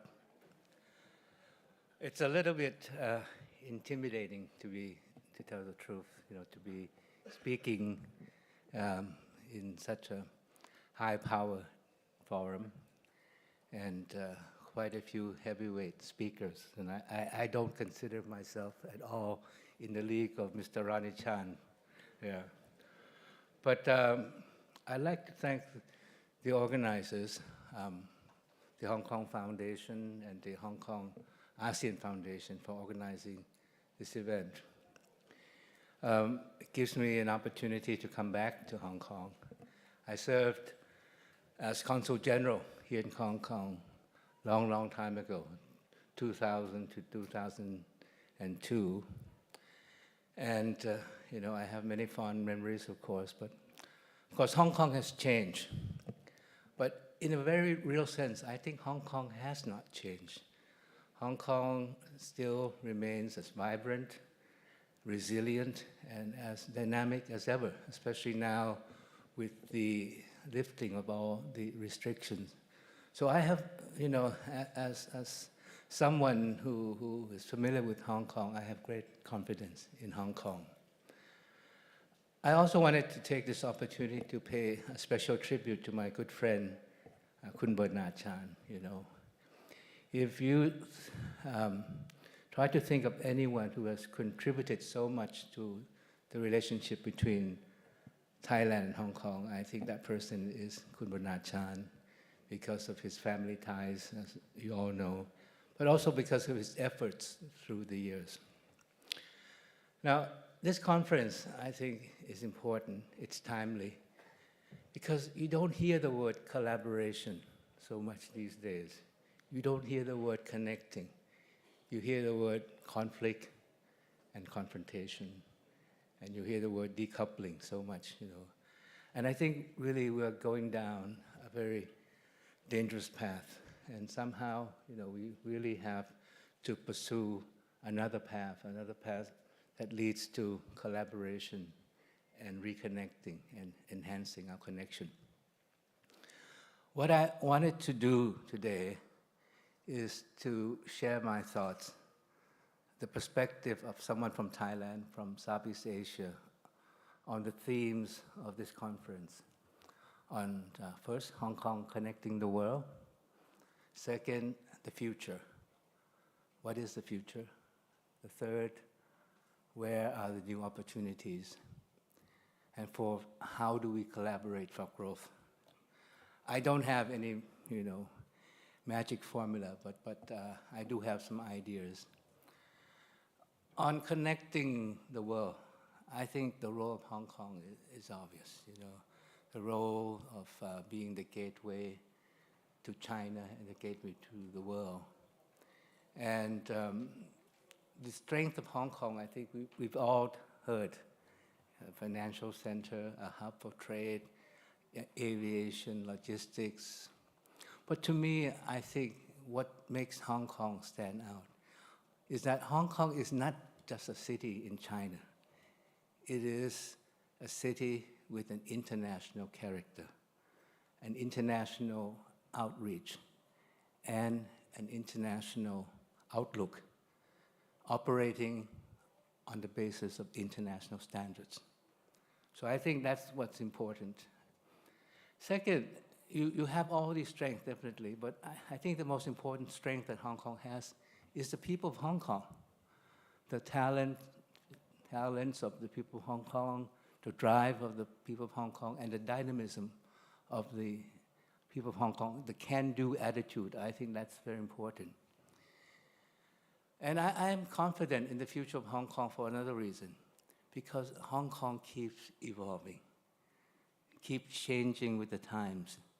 You are developing, you're reinforcing your core strength, but you're also developing new strengths. You know, now you're concentrating on developing innovation, technology. You're into the digital economy, into fintech, green finance, and you're developing homegrown talents while recruiting talent from abroad. And from my perspective of Southeast Asia, another strength of Hong Kong is that you are at the heart of the GBA, the Greater Bay Area. and you are actually the driving force. And if you look at the JBA, it is the highest growth area in China, and taken together, it's one of the largest economies in the region, if not in the world. So I have great confidence in Hong Kong playing the role of the connector. But then what about the future? The future. I think the future is in Asia. And I think Asia is the future. The world has gone through a very profound transformative change. That change is the shift in the global balance of power from the West to the East. And Asia has risen. Asia is rising. They talk about the Asian century.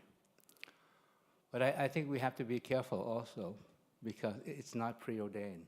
You know, we have to be able to safeguard our peace in order to maintain our prosperity. But no doubt about it, China will lead the way. China will be the engine of growth in the region. I just came back from India. India will be the fastest growing economy in the region. And then, of course, you have Japan and the Republic of Korea. They will continue to contribute to the region's growth and dynamism. But my concern is the geopolitical challenge that we face. How are we going to face or navigate these challenges together? And I think this is something that we have to think seriously about. But of course, Asia is the future. But where are the new opportunities? I think, and not being biased towards my region, but I think Southeast Asia is where the action is. The 10 countries of the Association of Southeast Asian Nations. Kun Bernard told me that he's been working for so many years to get people to pay attention to ASEAN. But I think that attention is being paid now. When I was ambassador to France, even France talked about the rise of Asia. And in that context, they talk about China, of course, talk about India. Then they talk about the rise of ASEAN. So I think ASEAN is where the new opportunities are. Why? Because we are collectively, I don't know whether you know this, the 5th largest economy in the world. And by the year 2030, we will be the 4th largest economy in the world. And ASEAN is an economic community. That means that we are a single market. We're striving towards a single production base.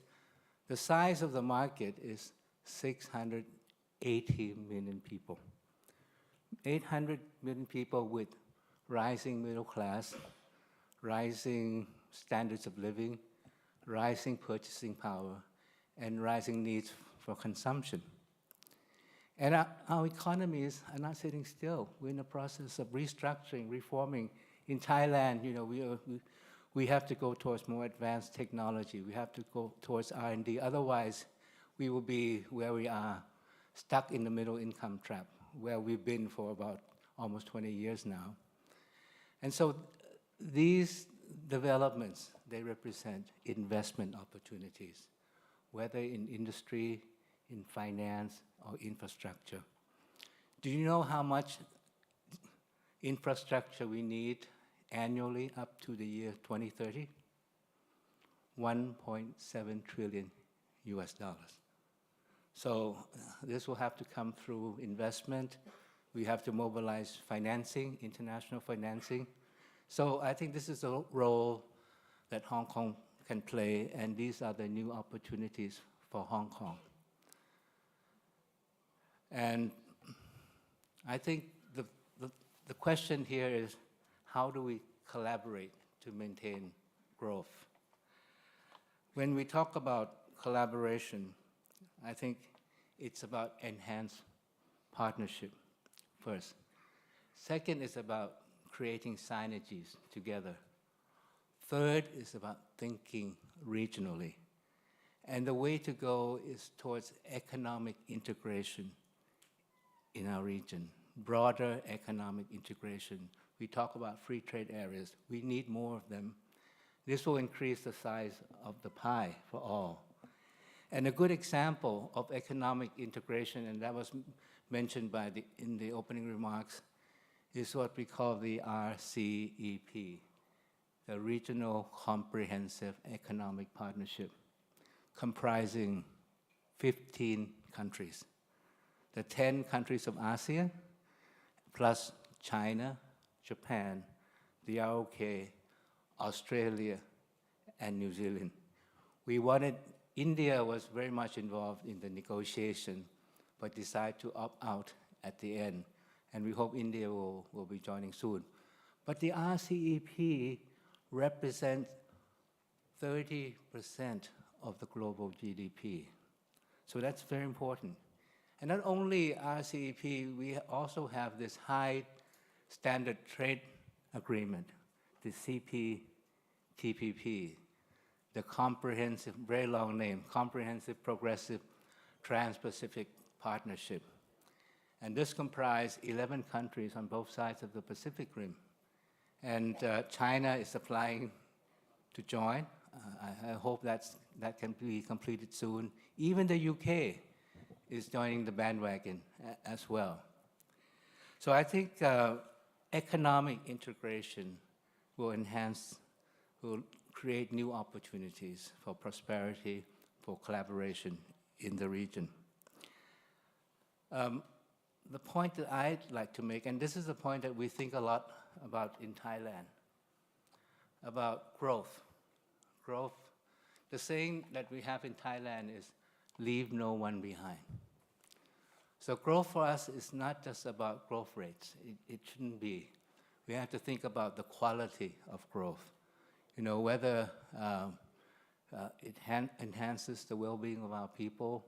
We have to think about human security, human development along with growth. And so I think what we should strive towards is sustainable growth, growth that is equitable, growth that doesn't damage the environment, growth that leads to carbon neutrality, growth that achieves the so-called SDG. Because we have to, the goal is 2030. Right now, many countries are far behind from achieving the SDGs. I think the final issue that I'd like to comment on, and I think this is probably the overarching issue for all of us, is that we cannot collaborate for growth. We cannot create new opportunities if we don't have a peaceful and stable global and regional order. And these days, you know, the world is becoming more fragmented, more divided. And the talk is that, you know, the world is being divided between friends and foe. And I don't think this is the way that we should go. And how do we navigate these challenges? So I think that we really have to think of ourselves as a community, trying to find common grounds, common cause, and a sense of community, as I said. And I think if we can do that, what we need to do is, as in the theme of this conference, we need to connect, we need to shape a common future together, we need to find new opportunities for collaboration, and most of all, we have to think in terms of our common peace and prosperity. So thank you very much for having me here. Thank you so much, His Excellency. Thank you. Indeed, pointing us in the direction of where the economic growth is, and to remind us that division does not promote growth and prosperity, but collaboration does. Thank you so much. Up next, ladies and gentlemen, we're most honored to have with us today Mr. Ronnie Chan, who would be sharing his view on how collaboration can be key for Hong Kong's growth. Let's put our hands together for Mr. Chan.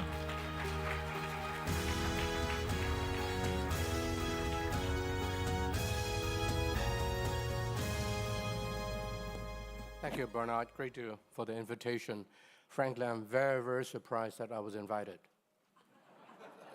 Because I'm an outsider. I'm never an insider by choice. I never like to be on the inside, and I've never been. And I can see a lot of insiders here. I said, why not Vincent Lo? Why not Moses Chang? Why not Alan Zeman? Why not Elsie Leung? Why me? I am truly baffled. Just to show you how much I'm an outsider, I've never met Madame Lu Xinling. Well, I've met her, but nothing more than shake her hand and said, my name is Ronnie Chan, because she probably doesn't know who I am. And the only time I have anything to say to her is right now, but she left already. I wanted to tell her that I think she'll look a lot nicer, smarter, and prettier than the photograph that was shown of her there. And if I had said that to her, that would have been the first sentence I've ever spoken to her. So I have no idea why I'm invited here, Bernard. I think your staff went cuckoo. But whatever it is, when called upon, I have no choice. I serve on the board of our Hong Kong Foundation. And so let me just present a few thoughts as a Hong Konger. I'm the first at least, non-Hong Kong government official speaking here today. And so there will be more. Lawrence, you'll be next. But so I represent in some way the average man on the street in Hong Kong. Over the last 20-some years, I've been repeatedly thinking one problem, one issue, one question, and that is, what is one country, two system? Does it work? Can it work? And how does it work? And that question has troubled me for many years, especially since 2014, when we had the streets, the yellow umbrella, and then later 2019 with the black coats, the riots. And I came to the conclusion that every one of us back in 1997 had our own imagination of what one country, two system may be. But since mankind has hardly ever seen it, nobody really knows what it ought to be like and what it can be like. And so it is a new thing to all of us according to each of our different imaginations.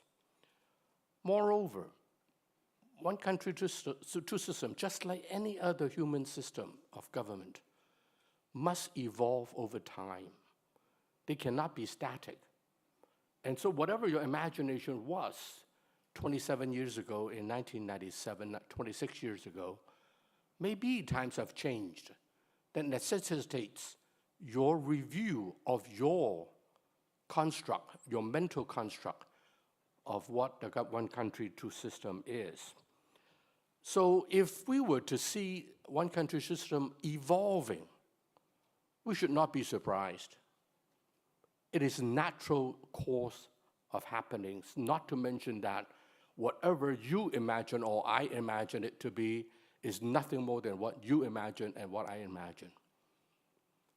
And so I'm glad that, in a sense, Hong Kong has been evolving in this regard.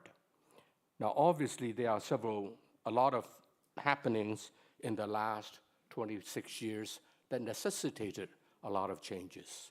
And so let me first examine what have changed.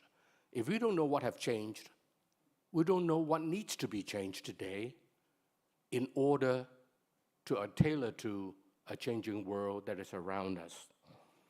I say there are three areas of changes. First, Hong Kong has changed. Number two, our relationship with the motherland, mainland China, has changed. And number three, and perhaps the most significantly, the world around us have changed. Hong Kong, how Hong Kong has changed? Well, we never had NSL, the National Security Law. Do you support the NSL? I have no choice but to support the NSL. I don't want the riot that was there in 2019 that was so violent. I grew up here in this town. I've never been feared on the streets of Hong Kong like in 2019, as I drove home one day, my driver refused to let me drive home. One day I snuck out and drove home, and I regretted it. So national security law is a necessity, that's all. And by the way, the Hong Kong police were so restrained. I'm so proud of them. But whatever it is, what is on the street is what is on the street. And with that, there's no choice but to have NSL. And so be it. But once you have it, Hong Kong has changed. And changed forever. You cannot turn the clock back. And the change, I only regret that we had gotten to ourselves to a position we had no choice but after NSL. That is a nuclear option. You can only use it once, and you can never use it and say that you have never used it.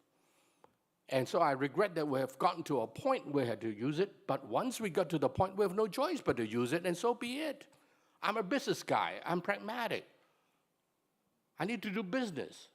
I need to do what it takes to survive as a business enterprise. So Hong Kong has changed, and not necessarily to the worse. I don't like all the political infighting of the last 26 years. I'm very happy today that we can now finally get back to business. When was it?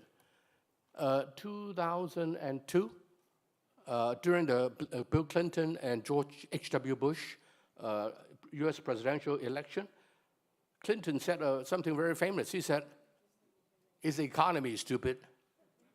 And people try to analyze Hong Kong and give it all kinds of explanation. I said, "It's politics, stupid." It's as simple as that. And the NSL will enable us to return to the economy. For that, I'm grateful. The second thing is that Hong Kong's relationship with the mainland of necessity has also changed. Remember the then President Jiang Zemin says? He said, "Let Hong Kong be Hong Kong, let mainland be mainland. 河水不犯井水." Let's just not invade on each other's territory. Hong Kong tried.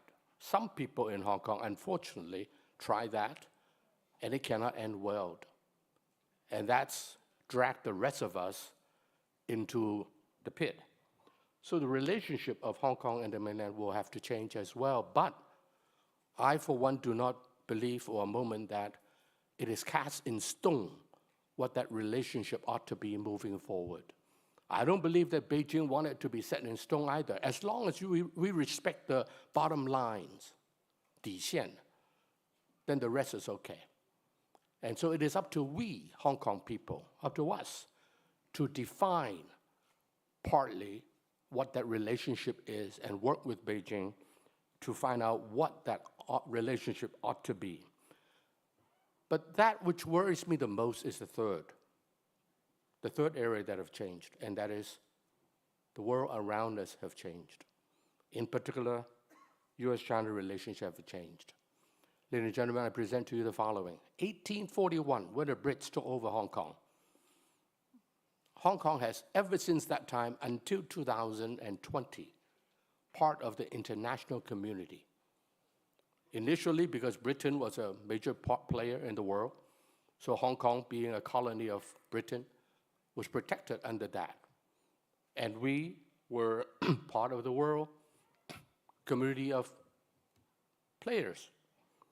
All the way, even after 1997, the rest of the world basically accepted one country, two system, and they should, because it is true, it is real, and we were okay.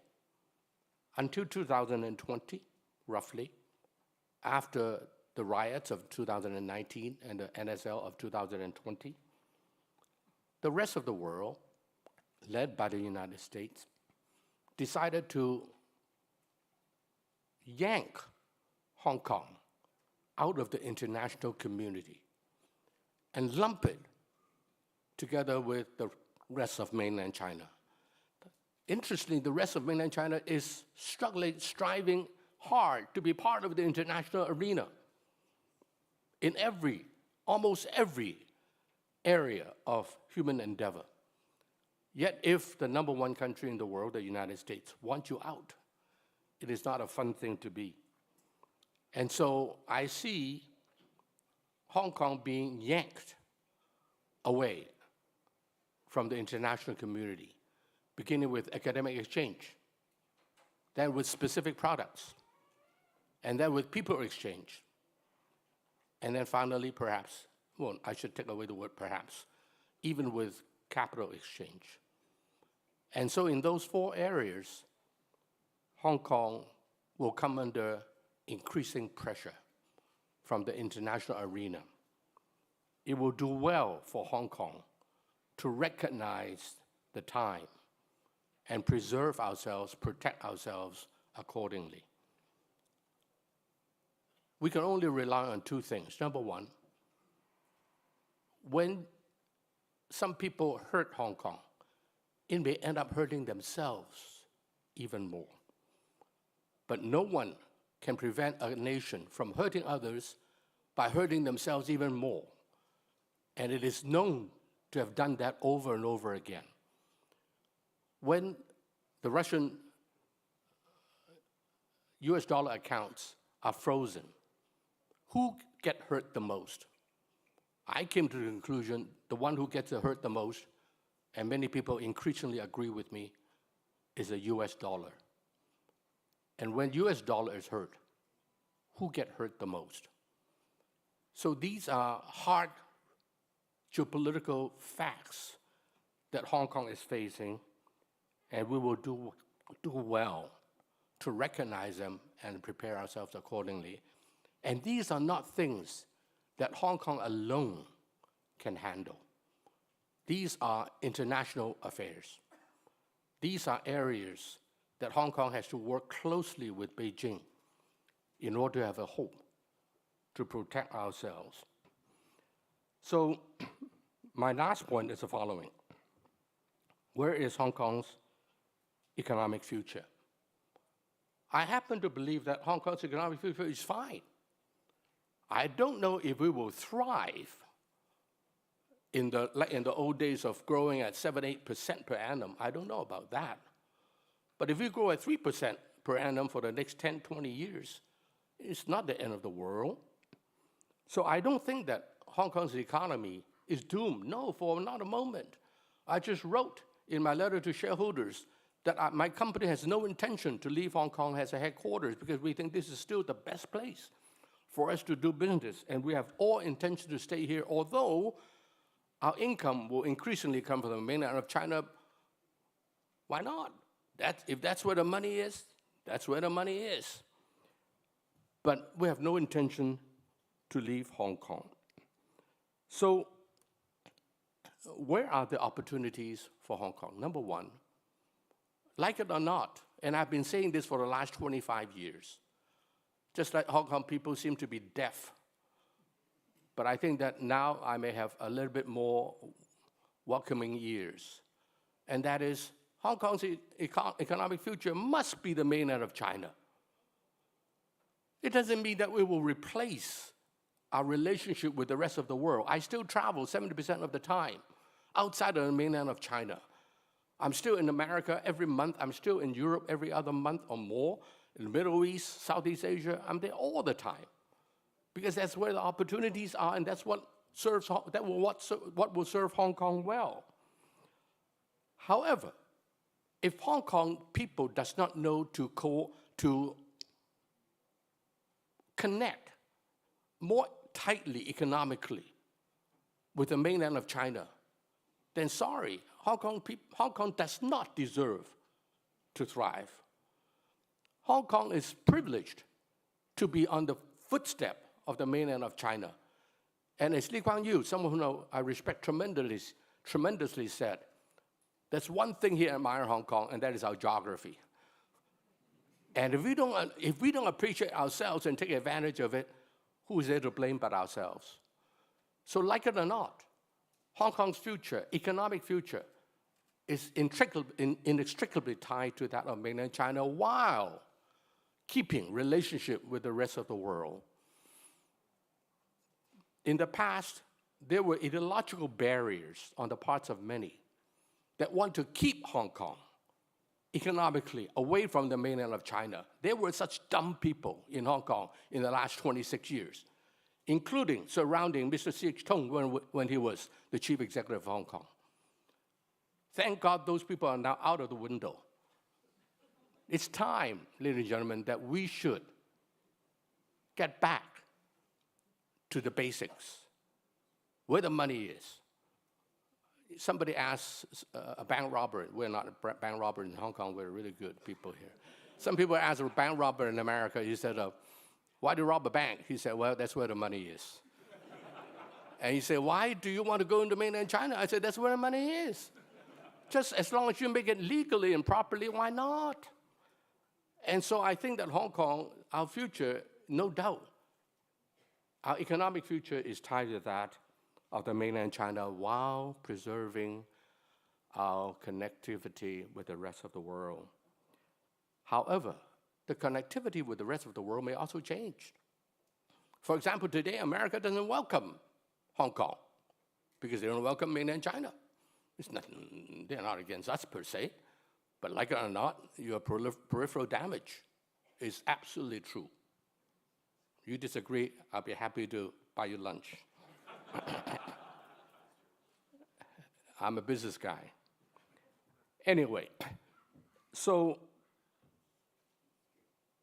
markets have to change. Connections have to change. Even industries have to change.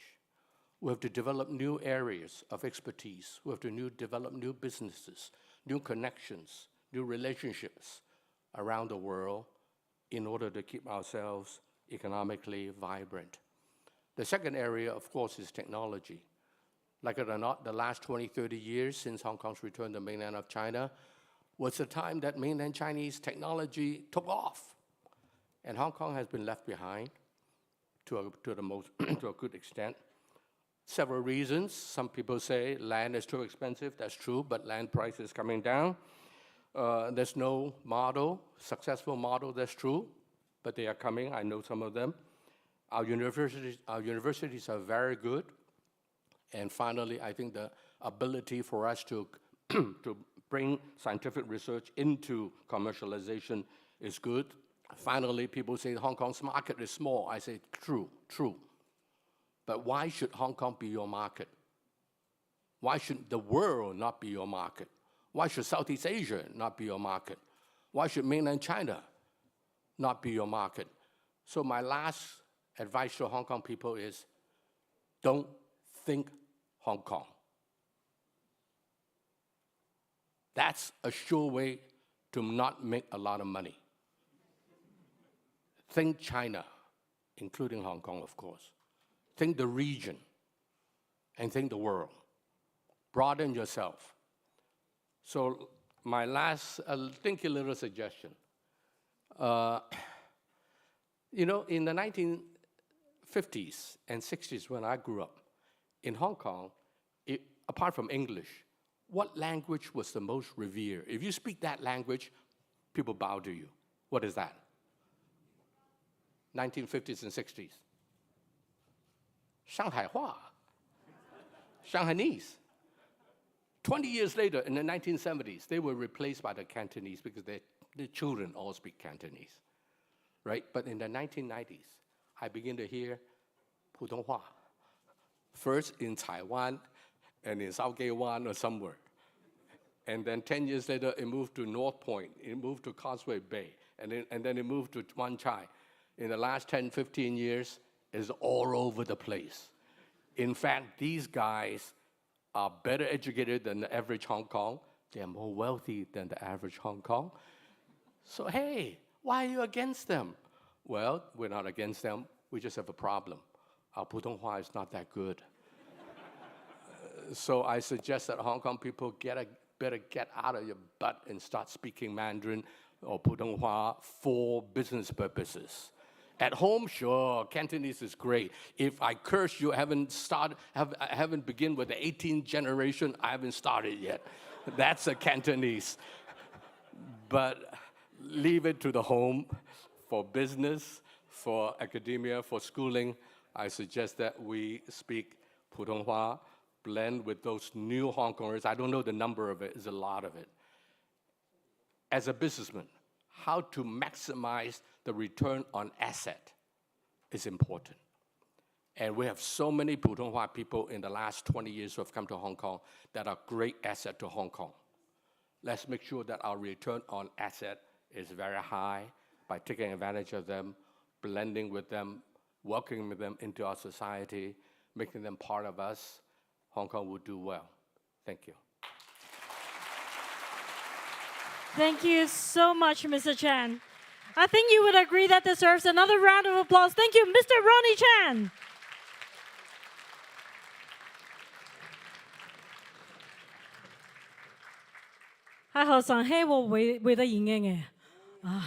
My mom's Shanghainese.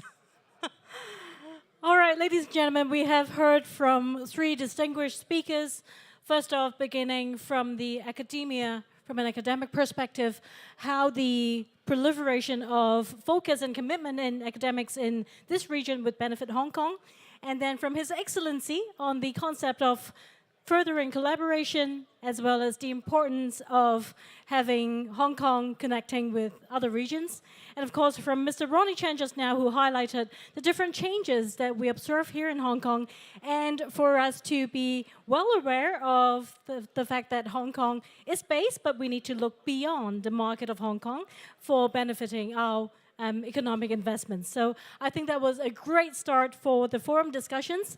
And up next, we have our next panel discussion titled Integrity and Innovation, How Hong Kong's New Strengths as an International Financial Center Will Pan Out.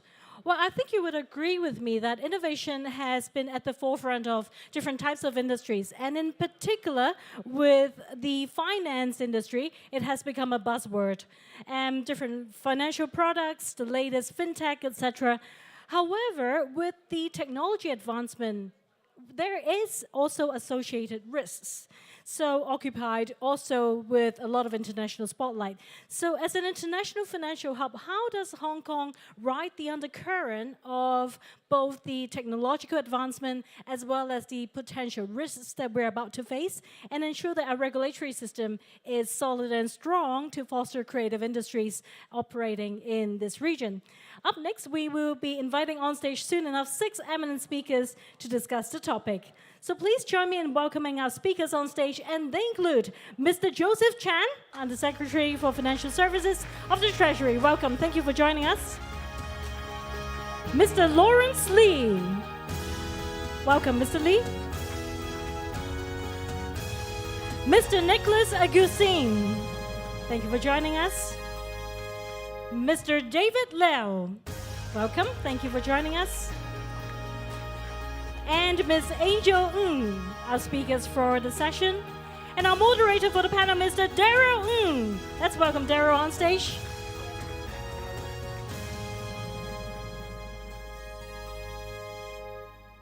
All right, ladies and gentlemen on stage, please be seated. And Mr. Ng, the stage is all yours. Thank you so much. Ladies and gentlemen, good afternoon. So, let me see. Everyone is here. Joseph, Lawrence, Good Joe, David, Angel. What a great pleasure to have you all join us here today. I'm so excited because all of you are my good friends, and also you are all great leaders working to create a better Hong Kong. And this is the perfect time for us to be discussing how we can enhance and leverage our dear city's strengths.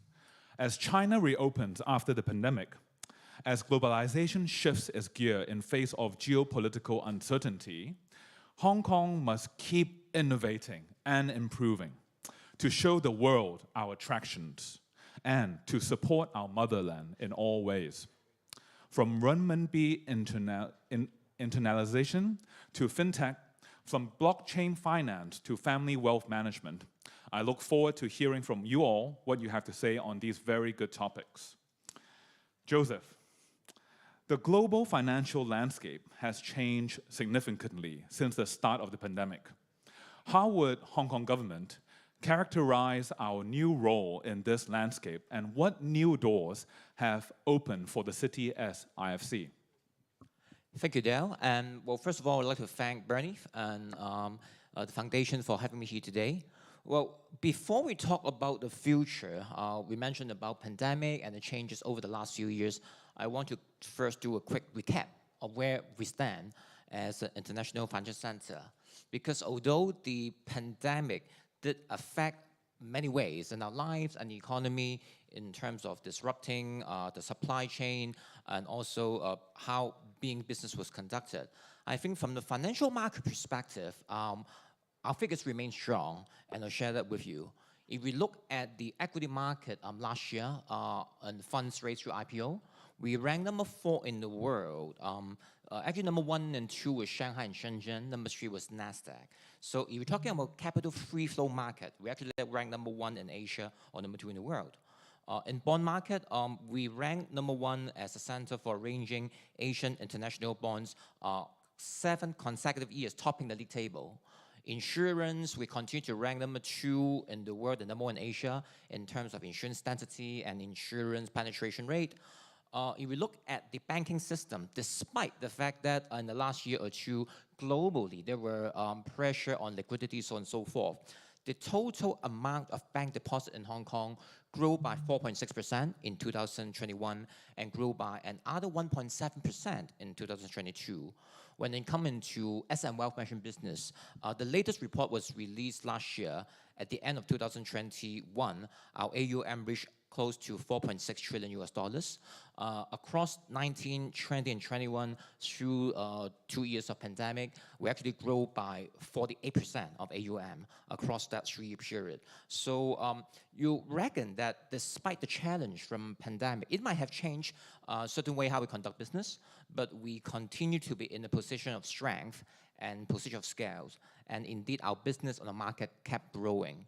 So one might ask, so why is that? I think one reason behind this is pandemic or may change our concern, short-term concerns on supply chain, on travel restriction. But what is our core competitiveness? What makes Hong Kong special is down to, I think, rather than what Ronnie mentioned, which is one country, two system, right?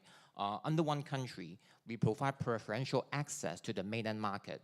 So when international financial institutions or investors looking for access to opportunities in mainland China, the second largest economy and keep growing strongly, Hong Kong is the location. And under two systems, right, we offer free flow of capital, free convertibility of Hong Kong dollars, common law system, and also our regulatory regime compatible with most of the major markets. And of course, our simple and low tax regime as well. So I think all these long-term competitiveness of Hong Kong remain the same, and that's explained why remain strong and keep growing regardless of the short-term sentiment per se. Moving forward, I would say, as I mentioned multiple times, I think through pandemic, technology is being adopted in a massive way. Fintech development, of course, advanced very quickly. Over the last few years now in Hong Kong, we have granted license to 4 virtual insurers, 8 virtual banks. Our own infrastructure, the faster payment system, over the last few years, we have now get around, we're talking about 12 million registrations under that as well. And at the end of October last year, we see that virtual assets is a business opportunity.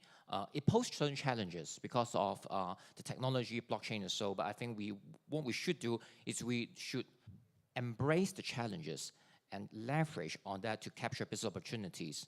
So we will adopt what we call a same activity, same risk, same rule principle to embrace these challenges and develop the business in virtual assets. So we actually promulgated our policy statement on development of virtual assets in Hong Kong at the end of October last year. And actually since December last year, we have 3 virtual asset futures ETFs listed in Hong Kong already. And in June this year, the new licensing regime for virtual asset service providers will commence operation. I reckon I'm using up my time already, although I only halfway through what I want to say. The last 30 seconds, I think the other change that we have observed over the last few years is that ESG, green finance, have come in a big way. As I mentioned in the beginning, we are already the leader in asset management, in bond issuance, in equities, so on and so forth. But ESG will play a big role. So if we do not do ESG right, not only we will not win new businesses, but we might lose our existing market shares. So we embrace it with various initiatives, such as the government green bond program, such as a green and sustainable finance grant scheme. I'm happy to share with you that, let's say, last year in 2022, the total amount of green and sustainable debts issued in Hong Kong reached $80.5 billion US. Is amount which is 5 times of 2020, so we're growing strongly. If we look at the ESG funds registered in Hong Kong, authorized by SFC at the end of last year, we're talking about 177 ESG funds authorized here. It's an increase of 86% in terms of number of funds. So you'll see that I think ESG, fintech are the way to go, and the government continue to put up different measures to support this growth. Maybe I should stop here to save some time for the rest. Thank you, Joseph. Thank you. That's really fantastic. A lot of good news for Hong Kong, and also the Hong Kong new government administration since last July 1st. You guys have been working around the clock to help Hong Kong, so thank you. Lawrence, Joseph outlined many forward-looking visions that we are all embracing. A core prerequisite for this is Hong Kong's strong common law system, which you know very well, which has been a key source of confidence and trust for international investors. What are the particular highlights for investors that you would like us to consider as we emerge from the pandemic? And Hong Kong as an IFC, how can Hong Kong leverage your unique strengths of the common law to enhance our connection between the mainland, GBA, and the global market? Thank you. Oh, this is a bit of a long question. You know what, I caught one word, prerequisite. And Daryl, thanks for using that word. Law is not an afterthought. It doesn't become relevant only when you have disputes. It is, thank you for using the word prerequisite.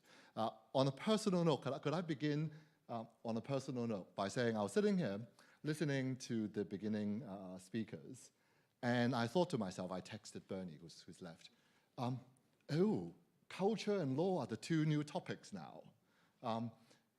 Not really, because as you say, that is the prerequisite to things, but finally I realized why the government appointed a barrister to chair the Financial Services Development Council.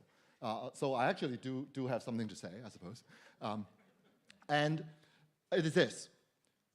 The question is about how common law helps, how Hong Kong's legal system helps.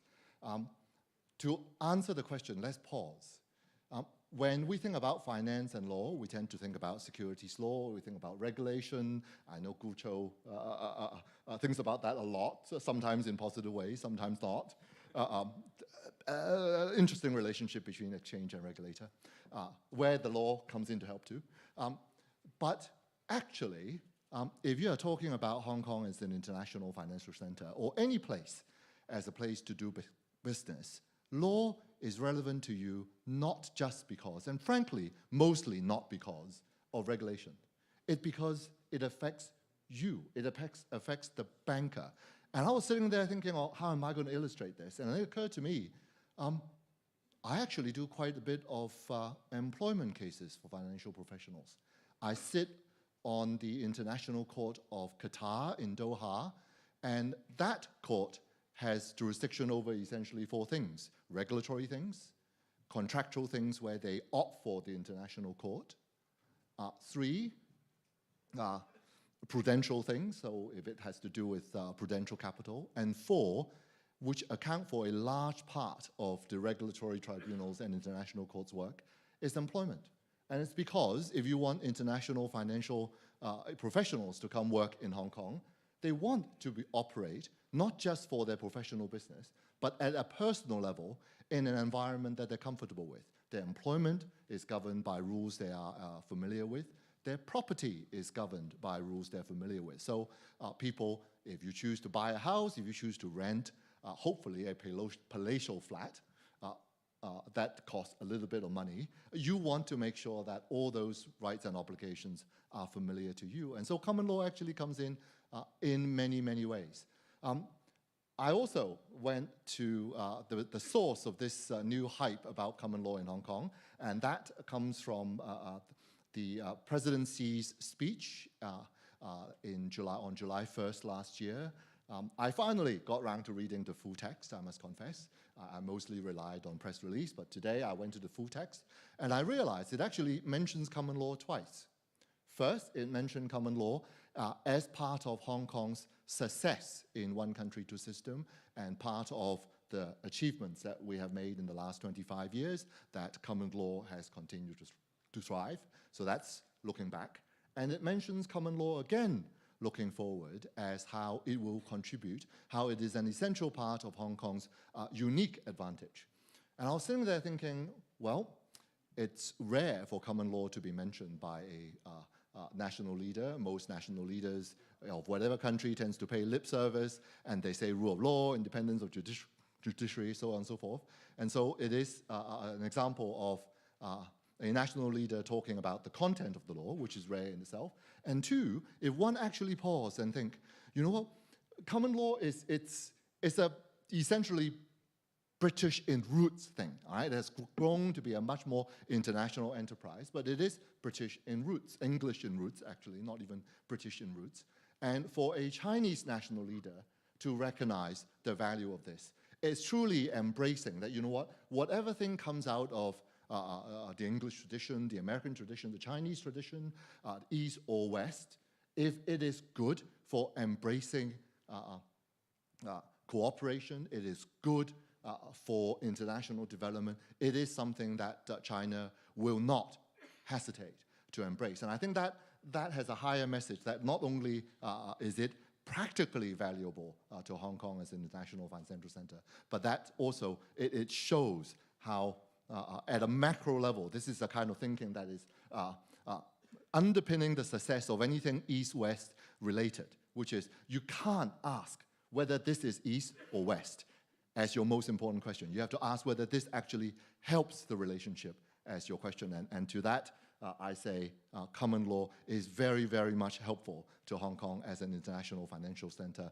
It is helpful to Hong Kong. It is helpful to the international players in Hong Kong. Thank you, Lawrence. Good show.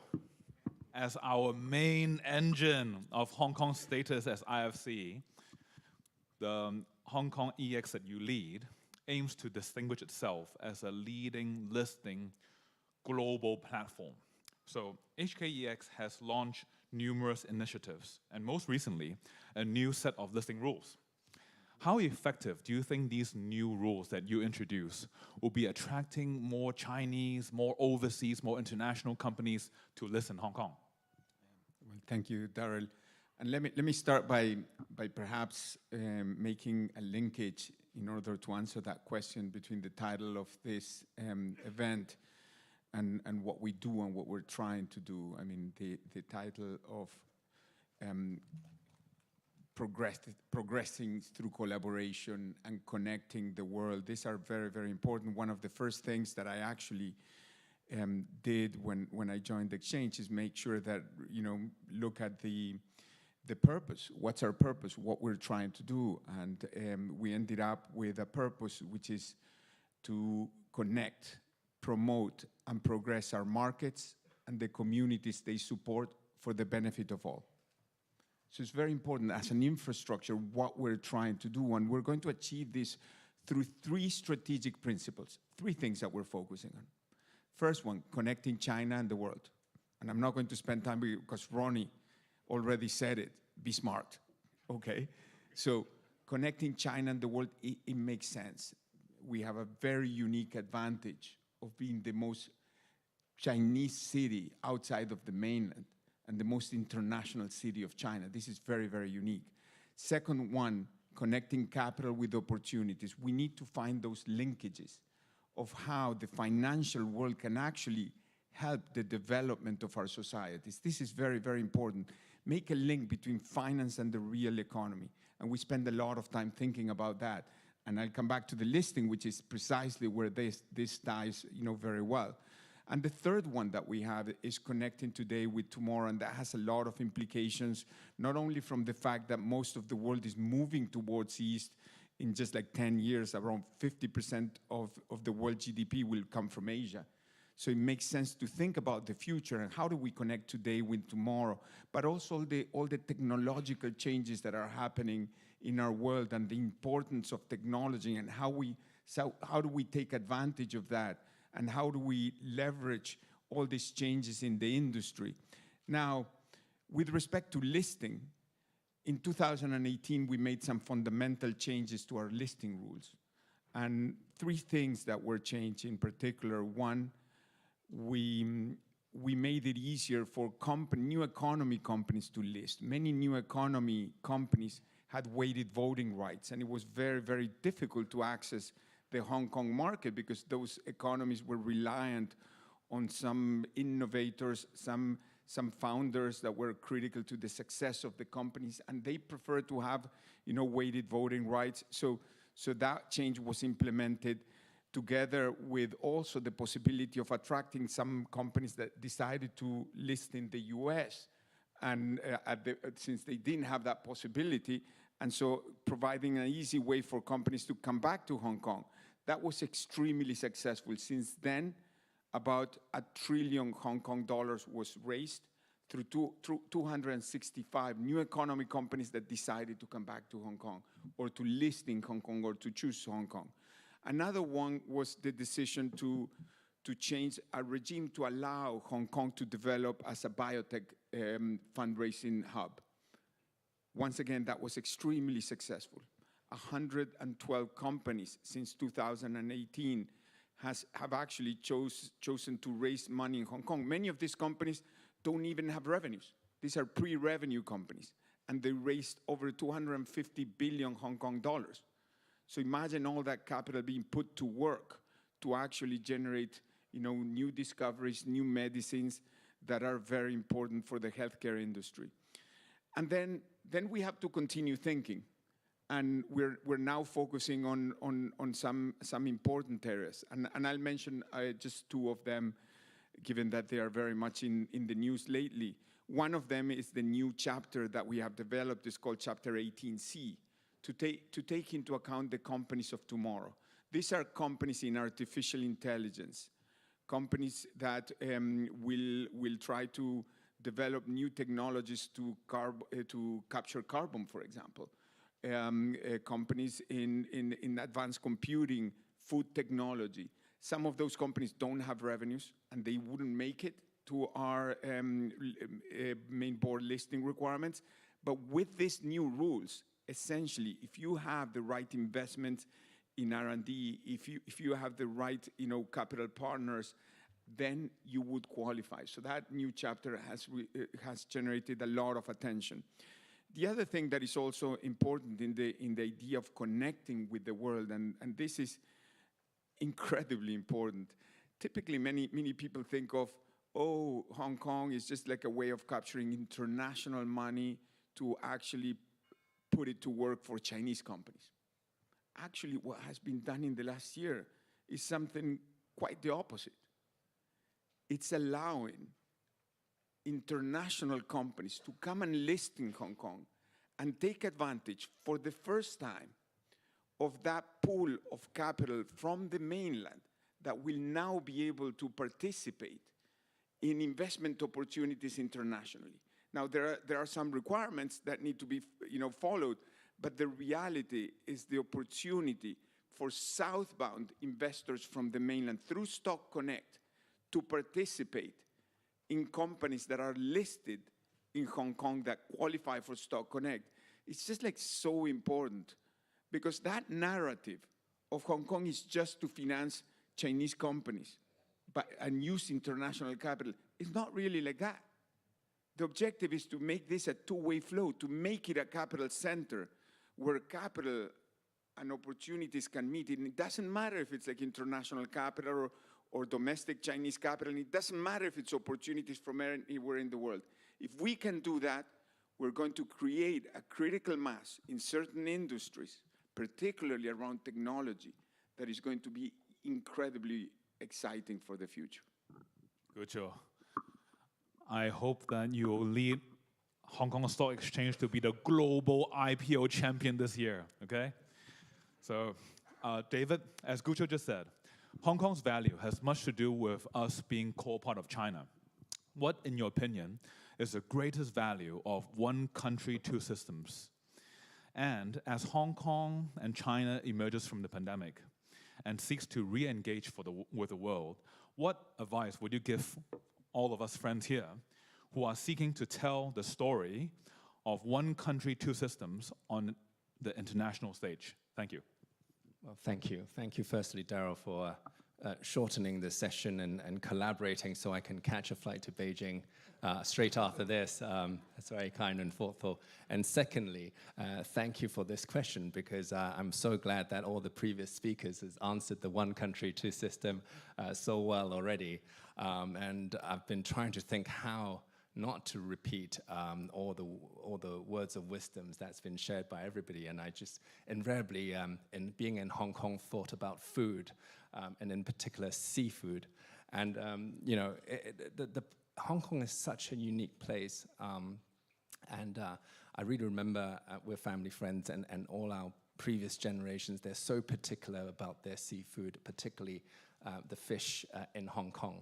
They will never be caught dead having the fish from a tank, or even from the clear waters of Philippines or Taiwan or elsewhere. They will always pull out the rod and the string for those who are discerning to catch a fish from the Hong Kong waters. Why? Because it's the unique ecosystem of the fresh water coming, well, reasonably fresh water coming out from Pearl River Delta, as well as the sea waters where it's mixed, it's where the food comes in, and it's got this specific texture.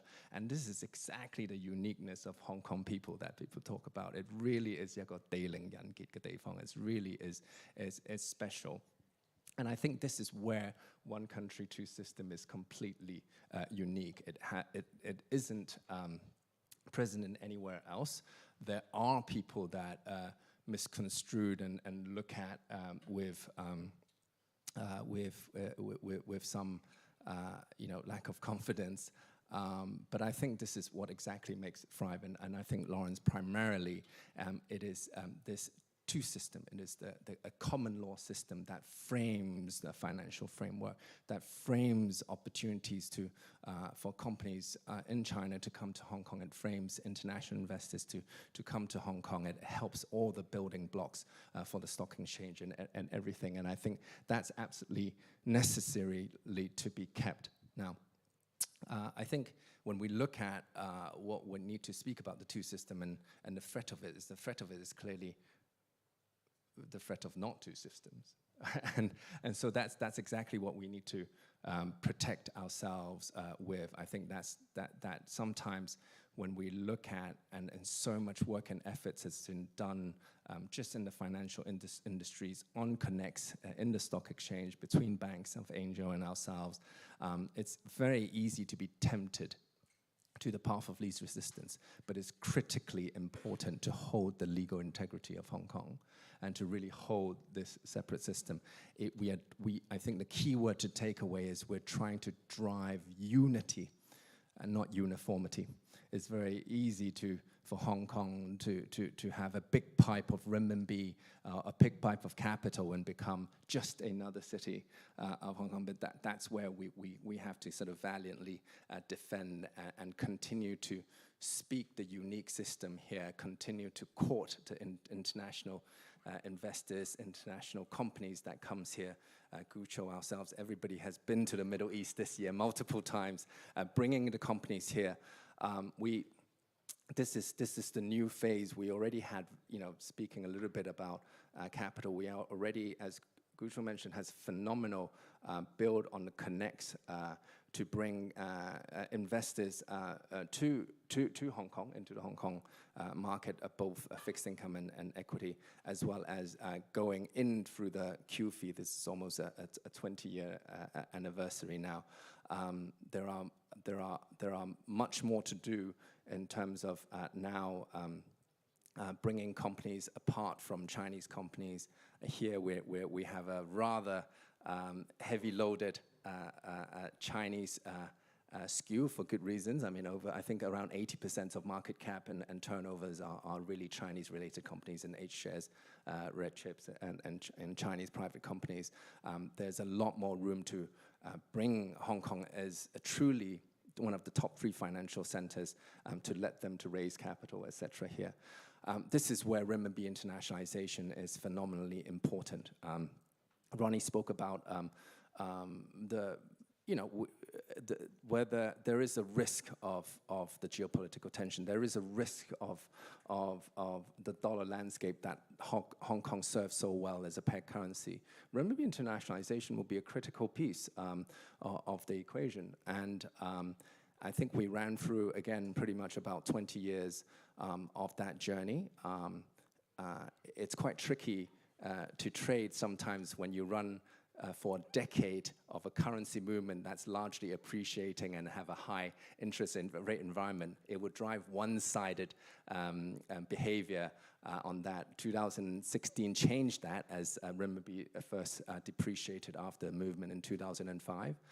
We now have a new paradigm as well. We now have renminbi now as the first time primarily a funding currency for global assets, because the interest rate cycle has and the nature of renminbi and dollar has shifted. So it's actually quite unique, because this is a moment where trade and investment capital of people can really use renminbi as a funding currency and a financing currency, where China and Hong Kong can be the export and creator of that renminbi currency. So I think this is also a critical time to really get to that mass. Whether it's 800 billion or a trillion outstanding deposit, they are really a fraction of a starting point. We know it's a fraction of a starting point because we know renminbi, whether it's FX turnover or trade settlement, etc., they're only 3 or 4%.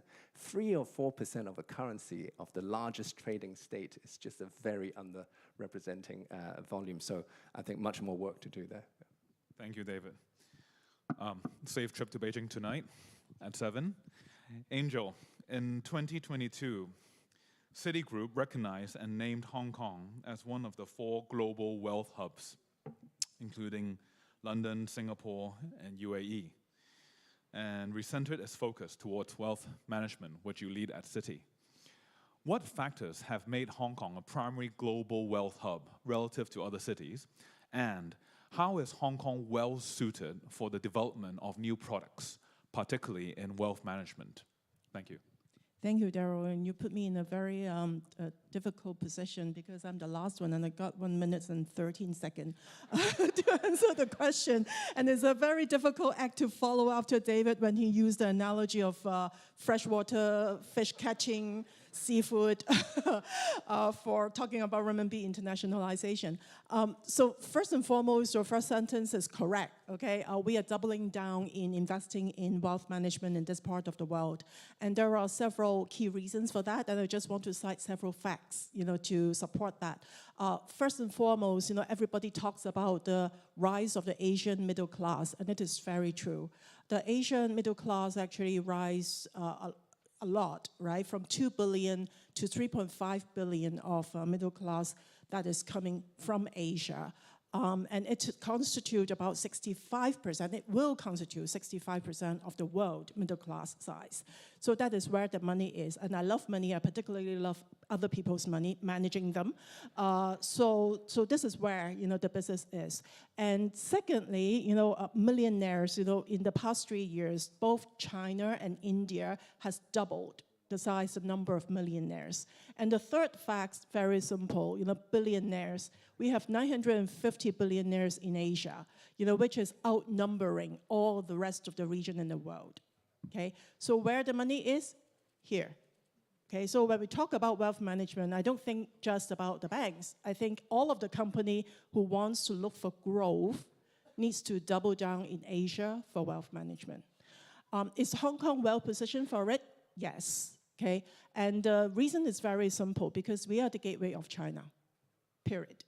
And when we look into China, China gives us, number one, the market, okay? And when we look into the growth of wealth in China, it's at a compound rate of 15% annually.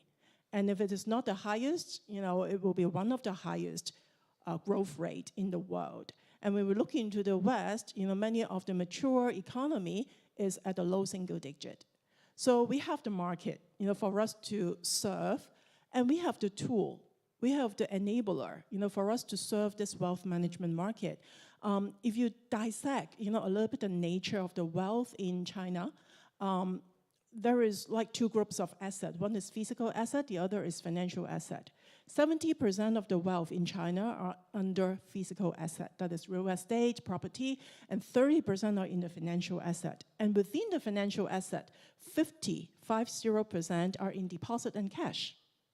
So I think the need is very prevalent for wealth management for them because, we need to help doing the diversification of allocation. And even though, when you're homing into the rest of the 50% of the financial asset, most of it is equity and it's a single stock pick, right? So when you look at risk management, when you look at wealth growth, there is tremendous opportunity for us in Hong Kong to service the need.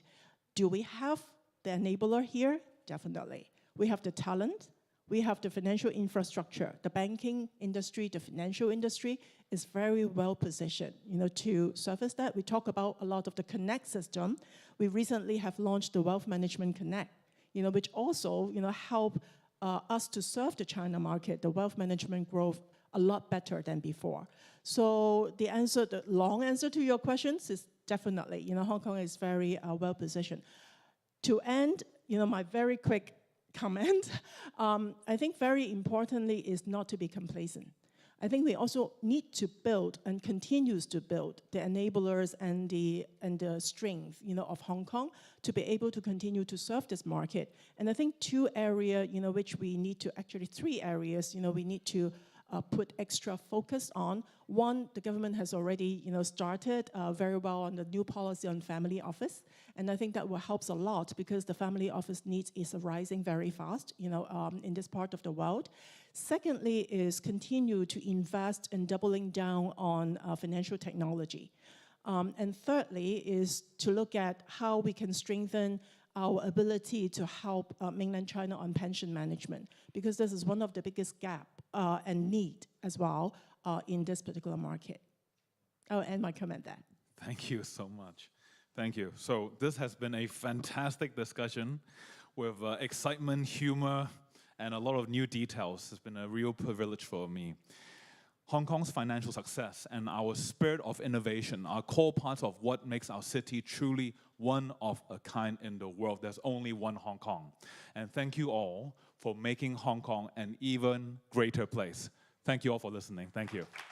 Thank you so much. Once again, let's put our hands together for our panel speakers and Mr. Ng for doing us the honor of moderating for us. Thank you very much, ladies and gentlemen. Please do be seated and have a good flight to Beijing. All right, before I invite our next panel on stage, once again, a reminder, if you have questions to pose for our panel speakers and our moderator, do utilize the QR code on the leaflet for the second panel. 如果您对于我们论坛上的主讲嘉宾有提问，希望向他们发问的话呢，可以看一下我们常看上面有2个二维码，但我们现在呢是第2个二维码，就可以把你们的提问给问到我们台上的嘉宾们。Well, just to do a short poll here, in the past month, I find that most of my friends have been in a dilemma to decide what events to go. Hands up for those who have been to Rugby 7. Not bad. Hands up for those who have been to Art Basel.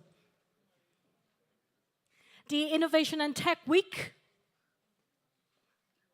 That's right. In fact, Hong Kong is not only a world's leading market for investments as well as for capital raising, but also to stage international events. And our region's facilitating position has been further affirmed and expanded in China's 14th five-year plan announced in the year 2021. So up next, we will be having 7 business and cultural leaders coming forward to the stage to share with us on how Hong Kong could construct a new platform for East meets West. Please join me in welcoming on stage His Excellency once again, Ambassador Sehasak Pugagel. Welcome once again. Thank you. And Mr. Ronnie Chan, thank you for joining us as a panelist. Mr. Bernard Chan, welcome. Mr. Guy Bradley, welcome. Mr. Kiyotaka Endo, welcome. Dr. Tricia Leahy, welcome. And our moderator for the session, our very own Dr. Jane Lee. Welcome. So, Dr. Lee, over to you. Well, we have heard a lot about China's 14th five-year plan in the past few months. And obviously, we had a very significant role as an international financial center. But among the list, Hong Kong is also categorized as a center of East meets West International Cultural Center. And of course, we're also aviation center as well as a trade center. So we have multiple roles. This session, we would like to cover how Hong Kong East meets West to become and other aspects of international positions.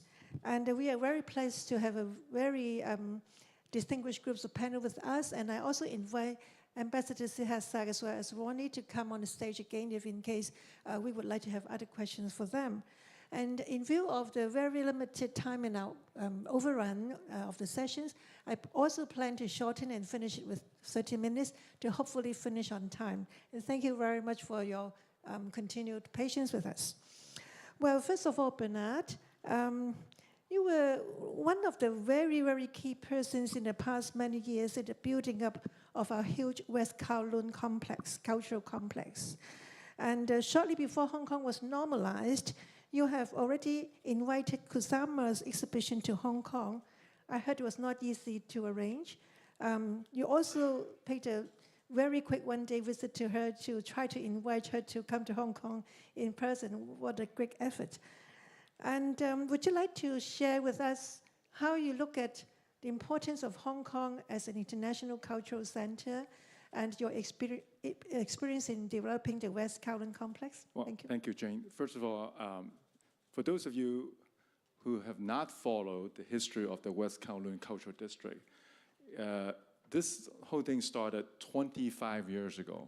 In fact, it was first announced in Mr. C.H. Tong's policy address in 1998. But I'm pretty sure back then, even him himself may not have expected how important this West Kowloon it is today for Hong Kong, especially at a time for this moment. West Kowloon Cultural District is the Hong Kong comeback story. Seriously, whether it's M+ or Palace Museum and the other facilities we have, because they are truly world-class. Jane, you asked the questions, Kusama. Yes, I mean, honestly, I'm not exactly a Kusama follower all this year until now because I'm in this position.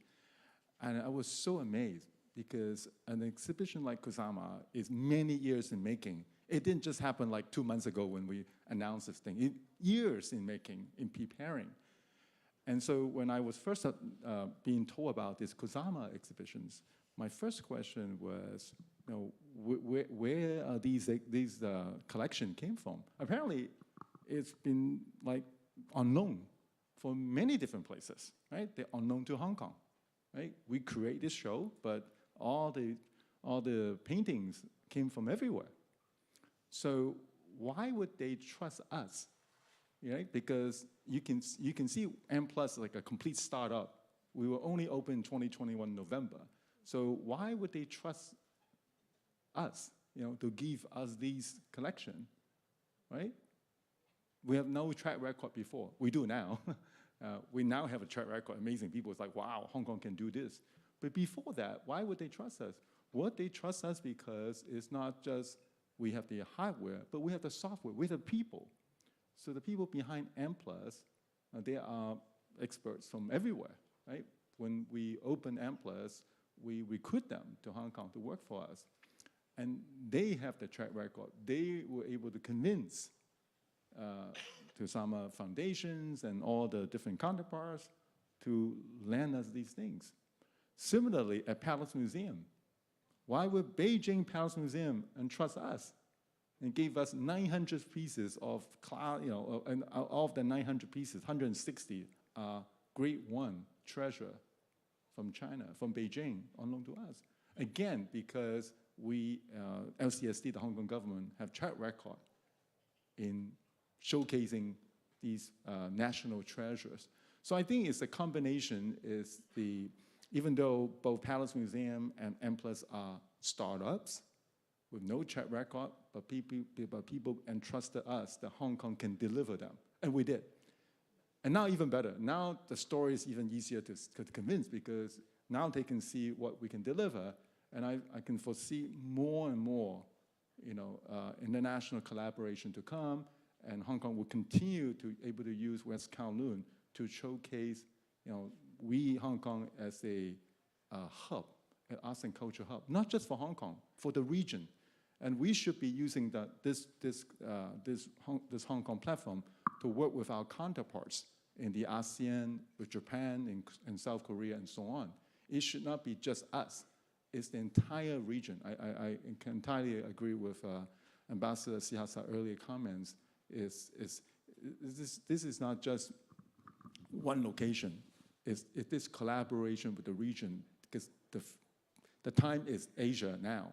So I think Hong Kong can be entrusted with this role to facilitate this dialogue within the entire region. Thank you, Bernard. Mr. Bradley, the role of Hong Kong as an international aviation center is really important. And of course, in the past few years, aviation suffered the most among, the difficult problems Hong Kong's economy. And now it's recovering. And would you please share with us your experience of Hong Kong rebounding as an aviation center? Well, certainly, it's extremely nice to be flying again, I can tell you that. After 2 or 3 years of very difficult times, both for Hong Kong and for aviation. Look, the two biggest challenges I think we're facing, and these are global challenges in aviation, are one to do with manpower and one to do with just airport resources, which can mean capacity shortages or infrastructure issues. And on the manpower side, it's, much has been made of the sort of need to get top talent into Hong Kong, but I can assure you, certainly in terms of airport workers, it's also, there's also shortages in the frontline staff, and so we need to not forget that. Same in lots of other jurisdictions, but it's definitely the case here. So, luckily, we've heard that under one country, two systems, and with the 14th five-year plan, Hong Kong is set up now to act as that super connector between East and West. And as Hong Kong's home carrier, Cathay Pacific's obviously got a very important role in carrying people and goods in and out of China through Hong Kong and to the world. So we're pretty excited about that. You heard Bernie say at the start of the conference that within 5 hours flight, we get to half of the world's population. So Hong Kong has a very strong natural position vis-a-vis other parts of other competitors like Singapore as an aviation hub, and we need to continue to leverage that. We've also got this proximity now to the GBA, and instead of just being an 8 million domestic-based market, we're an 86 million domestic-based market, and that represents a real opportunity now for Hong Kong to see its passenger base in a much bigger way. So we're very excited about that. The other interesting thing on the cargo side is, as most of you will know, Hong Kong has been the #1 international cargo hub in the world for quite some time. And it was staggering, really, that we were able to still retain that position in 2022, despite all the things that were going on in terms of supply chains and pandemics and things. So we need to stay there, and we need to build on that #1 position. So that'll be pretty exciting. I think in terms of opportunities to address those challenges, we've got a new 3rd runway coming, which we're all getting ready for, and that will be very good for Hong Kong. And we've got great support from the central government, which is vital. And I think in terms of the labour, the exciting opportunity for me is this great frontline pool of labour just across the border. And we should look very hard and work very hard to tap into that pool of labour. And lastly, for me, the opportunity is to increase our collaboration in an aviation sense, with Shenzhen and Zhuhai. I know there are lots of conversations with Zhuhai and the Hong Kong airport, but we also need to think about Shenzhen, which is only 36 kilometers away. And I think basically my position is we need more than one bridge connecting all these places. And how about a rail link between the two airports, Shenzhen and Hong Kong? 15 minutes between the two, it would benefit both ends. It'd be great. Thank you. Thank you. Ando-san, well, supply chain is obviously very important in building up Hong Kong's trading international position. And would you like to share with you your experience in Liaison's fruit development and product development and your operation? Share with us your experiences.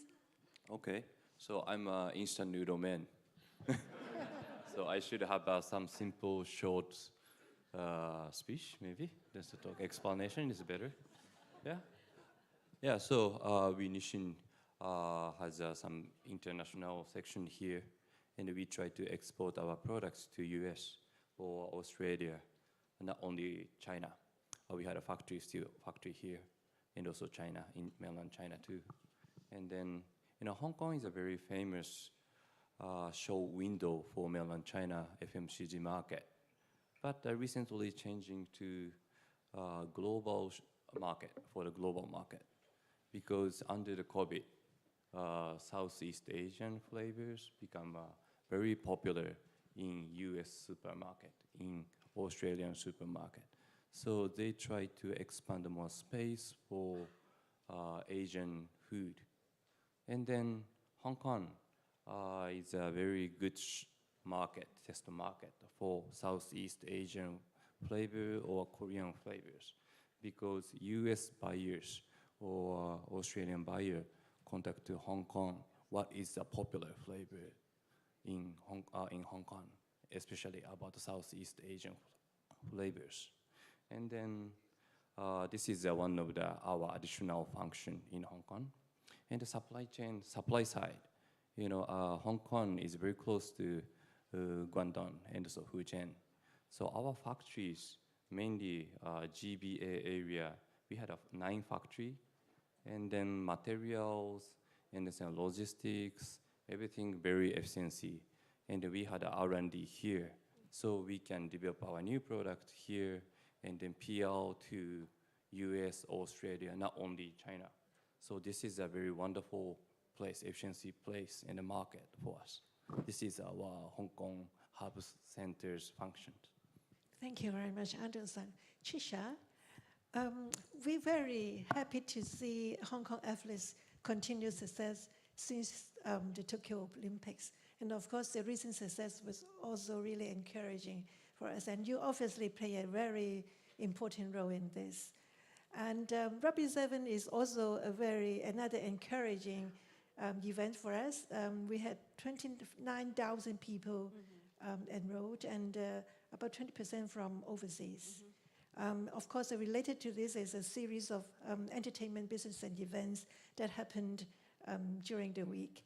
And would you like to share with us, in view of the development of Kai Tak's, sports complex, share with us your view on Hong Kong's and its potential to become an international sports center?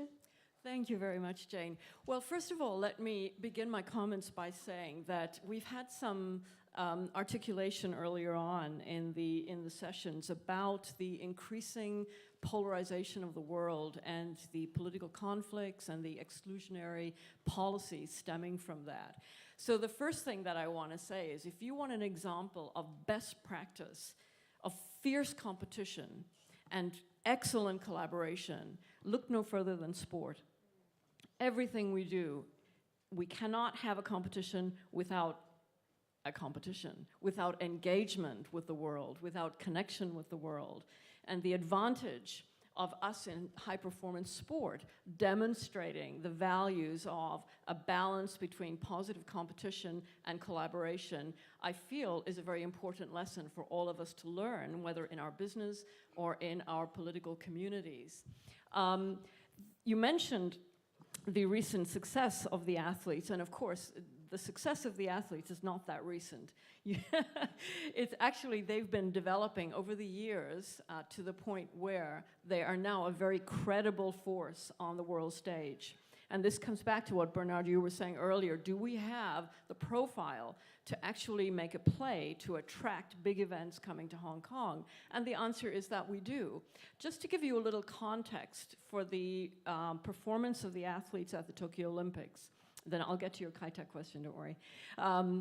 In Tokyo, the athletes came back from the Olympics with 6 medals and 5 in the Paralympics. Now, over 200 regions and countries participate in the Olympics and have been doing so for the last 100 years. 75% of them have never won a gold medal. 60% of them have never won any medal whatsoever. So Hong Kong is part of a very small minority of players on the international world stage that can actually get out there and bring home medals and fiercely compete and will absolutely be determined to beat you down, but they will do so in the spirit of friendship, under the Olympic values of collaboration and friendship and mutual respect. So I think every time the athletes go out and represent Hong Kong, they are not just telling Hong Kong positive stories, they are performing Hong Kong positive stories. So I think together with sport and culture, this is the advantage that we have, is because we operate in a performative space where excellence is celebrated. And I think that once we catch on to or latch on to the momentum of what's going on right now in sport, we have a very positive direction that we can move in. Now, the Kai-Tak Sports Park is an amazing hardware infrastructure coming online in around 2024. And that's going to, I really believe, be a catalyst for changing how we can attract more and more major events like Rugby Sevens to come to Hong Kong. And in relation to Rugby Sevens, it was mentioned earlier that 16 men's teams and 12 women's teams came to Hong Kong. These were not any old 16 teams. They were the world's best 16 teams and the world's best women's 12 teams that came to Hong Kong. So this is the kind of attractiveness that we have, the ability to bring other places together and showcase and have a fantastic time while doing it. So I believe with the Kai-Tak Sports Park coming online, we're going to be even better positioned. Now, to take advantage of that momentum, we really all have to get on board, or we're going to fall off the momentum. And I think that includes the government continuing its policy priority to continue to fund sport appropriately, also at the grassroots level, community level, and school level, as well as at the high performance level. And also the business community get involved. This is a highly successful part of Hong Kong life. And you have a lot of benefits if you can get involved in sponsoring and supporting the events that are coming onto Hong Kong. And this, in turn, establishes Hong Kong as a very positive, dynamic, and unique place. It really helps our image. Now, the thing about image is that it's a two-way mirror. And I think it's equally important that we express the positive stories of Hong Kong, because these then get reflected back to us, and particularly to our young people, our future generations. They get an idea of themselves reflected back that, wow, Hong Kong is an absolutely super fantastic place. And I think that's the importance of the messaging. It's not just externally focused, but it's reflective back and internally focused. And sport has that power to move that development forward. And it's no coincidence that sport policy is a very important policy priority for many governments around the world, because everybody sees the dynamic and positive nature of sport to bring benefits. So this is not a soft power. This is a very, very visible hard power. And I think the image of Hong Kong athletes performing successfully, or even when they perform unsuccessfully and they get defeated, but they get back up again with that determination, undiminished determination to fight again. This, I think, has a real impact on social mindsets. Again, whether it's externally with people admiring the competitive, fierce spirit of Hong Kong, and internally, our can-do spirit, our athlete spirit that I hope every young person in Hong Kong and every old person like us sitting here can also learn and demonstrate in our lives, in our business, and in our communities. This is, for me, what's the best part of Hong Kong. I think you also have a lot of collaboration with China mainland in terms of training and other things.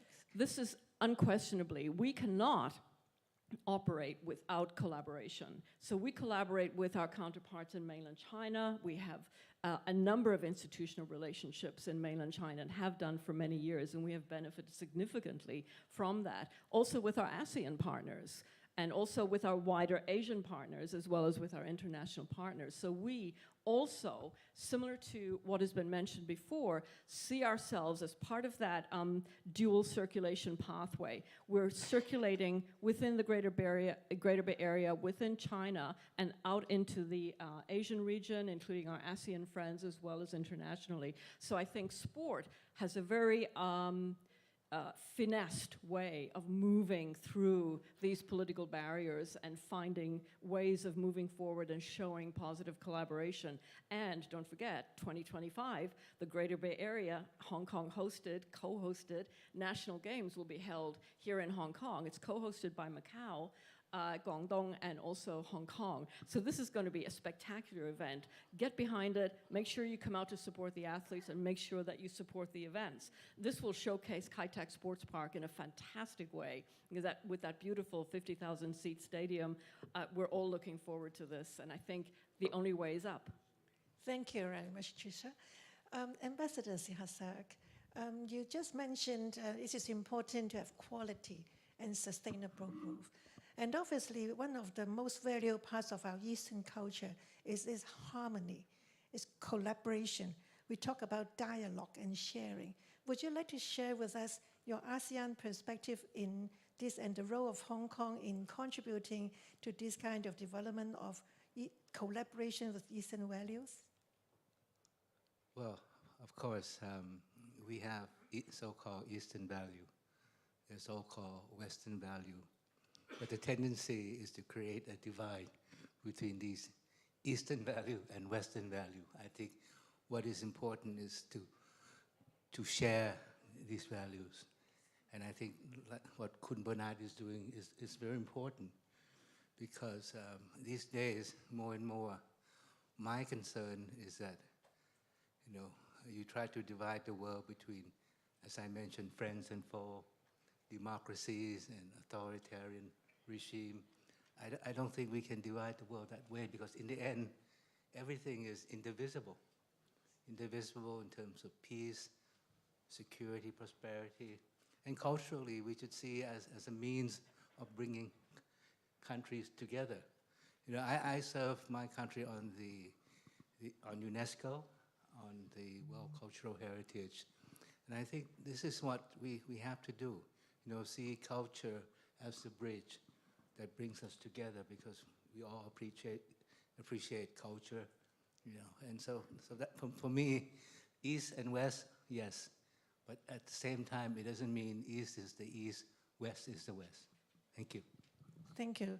And Ronnie, thank you so much for your address to us. Would you like to further elaborate on this topic of this panel, East Meets West International Cultural Center? You also give a lot of support to cultural developments, both in China mainland and Hong Kong. What do you think would be the role of Hong Kong in cultural exchanges, and what is the potential of this? First of all, Jane, my name is Ronnie Chan. Ronnie is a Western name, and Chan is a Chinese name. 杨名教长.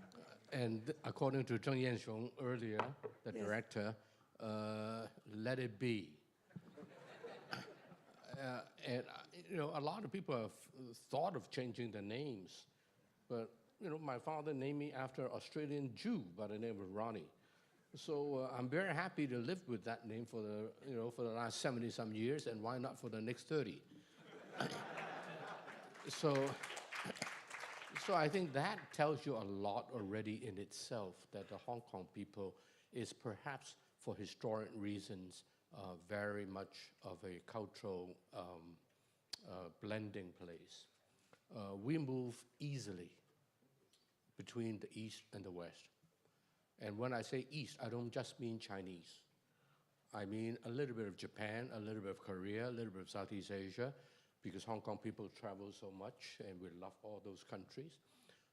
But of course, China being a big cultural factor in this part of the world, that to be able to move freely between the Chinese culture and the Western culture is really an advantage. And by the way, I go to India about 6-7 times a year too. And Hong Kong people will do well to get to know Indian culture as well. So I think that Hong Kong is privileged in a sense. We don't start at ground zero. We start at ground whatever, that we are really a step ahead of most people in terms of being culturally savvy and culturally adapt. I mean, then consider another thing. Bernard mentioned about the art institution and the museum that he and the Hong Kong government have built. I think that's fantastic. But also consider what I'm going to say next. Hong Kong has more private gallery probably than any other country, any other city in the rest of Asia. The only exception perhaps is Japan, but Japan is very big and very Japan-centric, whereas Hong Kong is really all over the place. You have the best of the Chinese, you have the best of the West. And I was hosting an event where a top executive of an auction house in Hong Kong spoke. And he said to me, he said, in answer to my question, he said, there's only 3 auction centers in the world, and that is London, New York, and Hong Kong. And the reason is because historically, we have all the expertise right here. Talk about Chinese bronze, Chinese painting, Chinese calligraphy, Western modernist, postmodernist, classical, you name it. We have the expert here from judging the authenticity of it all the way to the technical restoration of it. Hong Kong has probably more of all that that chain than anywhere else in the world. And of course, finally, the very important thing is money. Hong Kong is the money. And the Hong Kong money is very much into the art. So the gentleman told me, the auction house gentleman, he said something like 70-80%, about 80% of the artwork sold in this part of the world are from the Chinese, from mainland, from Taiwan, and from Hong Kong. The next one is perhaps Vietnam, he told me, which was a little bit to my surprise, but whatever it is. So 70-80% of all the money that buys art is in Hong Kong or through Hong Kong. And so, all these things together with the sports, the air hub, the art, and so forth, and the business leaders who are making Hong Kong a hub, I just think that Hong Kong, not just on the business side, but in the art side, is unique. Finally, allow me to say one last thing to a little marketing. Right across the street here is a thing called the Asia Society. If you have not been to Asia Society, sorry, you are culturally unadapted. Thank you. So walk over there. There is an art exhibition right now. Listen, that is 5 Italian artists, sculptors, and sculptresses working on stone, and 5 Hong Kong artists working on wood. And each piece is co-invented, co-created by an Italian and a Hong Kong. So, where do you see such thing, right? So I'm not just marketing Asia Society, of course I am, but just to show you what Hong Kong is like. And these are the institutions that almost don't exist anywhere else in the world, in this part of the world. And so I'm very comfortable that Hong Kong, in the artistic and cultural side of things, will also blossom in the coming years and decades to come. Thank you, Ronnie. I think Bernard would like to have the last word. Because after Ronnie spoke, then the rest of us can also now chip in, because Ronnie can always dare to say something that no one else dare to comment, even though we all share the same thing, but Ronnie will be the first. I just want to say one thing, that something he just spoke, and it struck me that I have to respond when you mention your name, Ronnie Chan, right? Because Bernard Chan. Yes, not only that, Ronnie, this is exactly my point. And it's not actually a secret, it's an open secret. When I was asked to join the Executive Council, I have to give up my Thai passport, right? I gave up my Thai passport in 2004 in order to join the Executive Council. But that is also the same time, I actually changed my name. My English, well, the English name I use in Hong Kong, I add a Thai name to my name, right? Because I want to preserve that heritage. I'm not shy about that heritage. But of course, I'm born and raised in Hong Kong, but it's nothing wrong for me to add that name.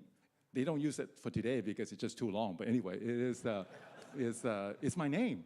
So I think that's what Hong Kong is about, right?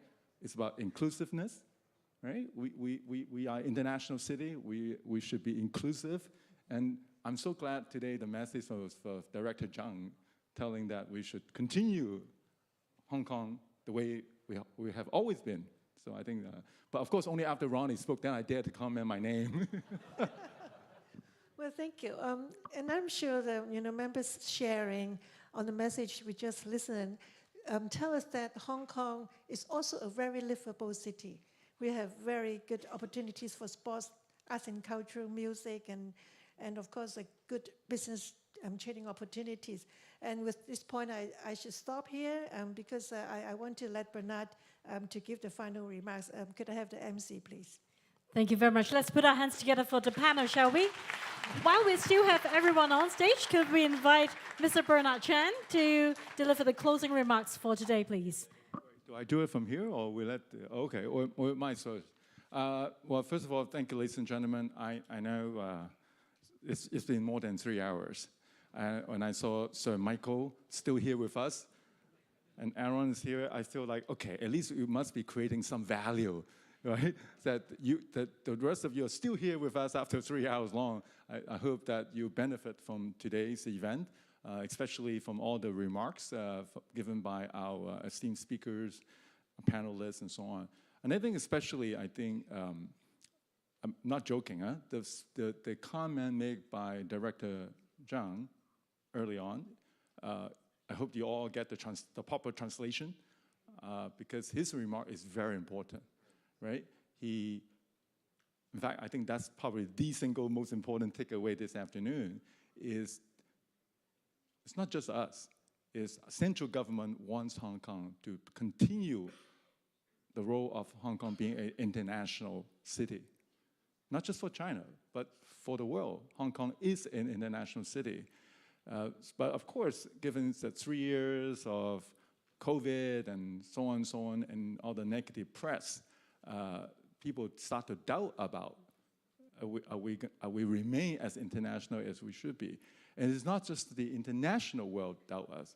Even among us, some of us start to worry about that future of Hong Kong. But I think hopefully through today's event and the endorsement given by our speakers and panelists, it gives us the assurance that Hong Kong should continue this path. And our Hong Kong foundations are very glad that we have this opportunity to host this event. And this will definitely not be the last. We will continue to help to foster that dialogue. I think dialogue is important. Again, it is not just about Hong Kong. I think Ambassador Sihasa's comment early on about leave no one behind. I think that's an important message. It means many things, right? It's between the own city. We must be inclusive. We make sure that we include everyone while we progress. But it can also say about the whole region as a whole too. It's not a zero-sum game. We should not be just Hong Kong winning everything. We should work together with all our partners in the region, business and so on, to win together. But first thing first is we got to have a proper dialogue and a collaboration that everyone can win. So I just want to, again, thanks everyone. We'll make sure that right before 6 o'clock, we end this symposium, forum. Thank you everyone again. And thanks again to all our speakers and panelists who's sticking with us all this time. Hope to see you all soon. Thank you. Thank you very much, Mr. Chan. Thank you. Well, ladies and gentlemen, distinguished guests, we would now like to announce the closing of the official proceedings for today's International Forum. Once again, I would like to invite everyone to put our hands together for our speakers, our guests, our media friends, those of you joining us physically, and our online audience joining us this afternoon. We would also like to appreciate our supporting partners, and they include the Hong Kong ASEAN Foundation, our forum patron, Sino Group, and our venue partner, the Conrad Hong Kong, for your support to make this forum a great success. Last but not the least, I would like to also commend the Foundation's team in putting together this spectacular event in slightly less than a month's time. So great work, everyone. Once again, if you're interested to revisit the forum, please don't hesitate to go online onto our Hong Kong Foundation's Facebook page or our YouTube channel. Ladies and gentlemen, it has been a pleasure to be your MC today. I wish everyone had some takeaways today, and have a great evening, everyone. We'll see you next time. Thank you.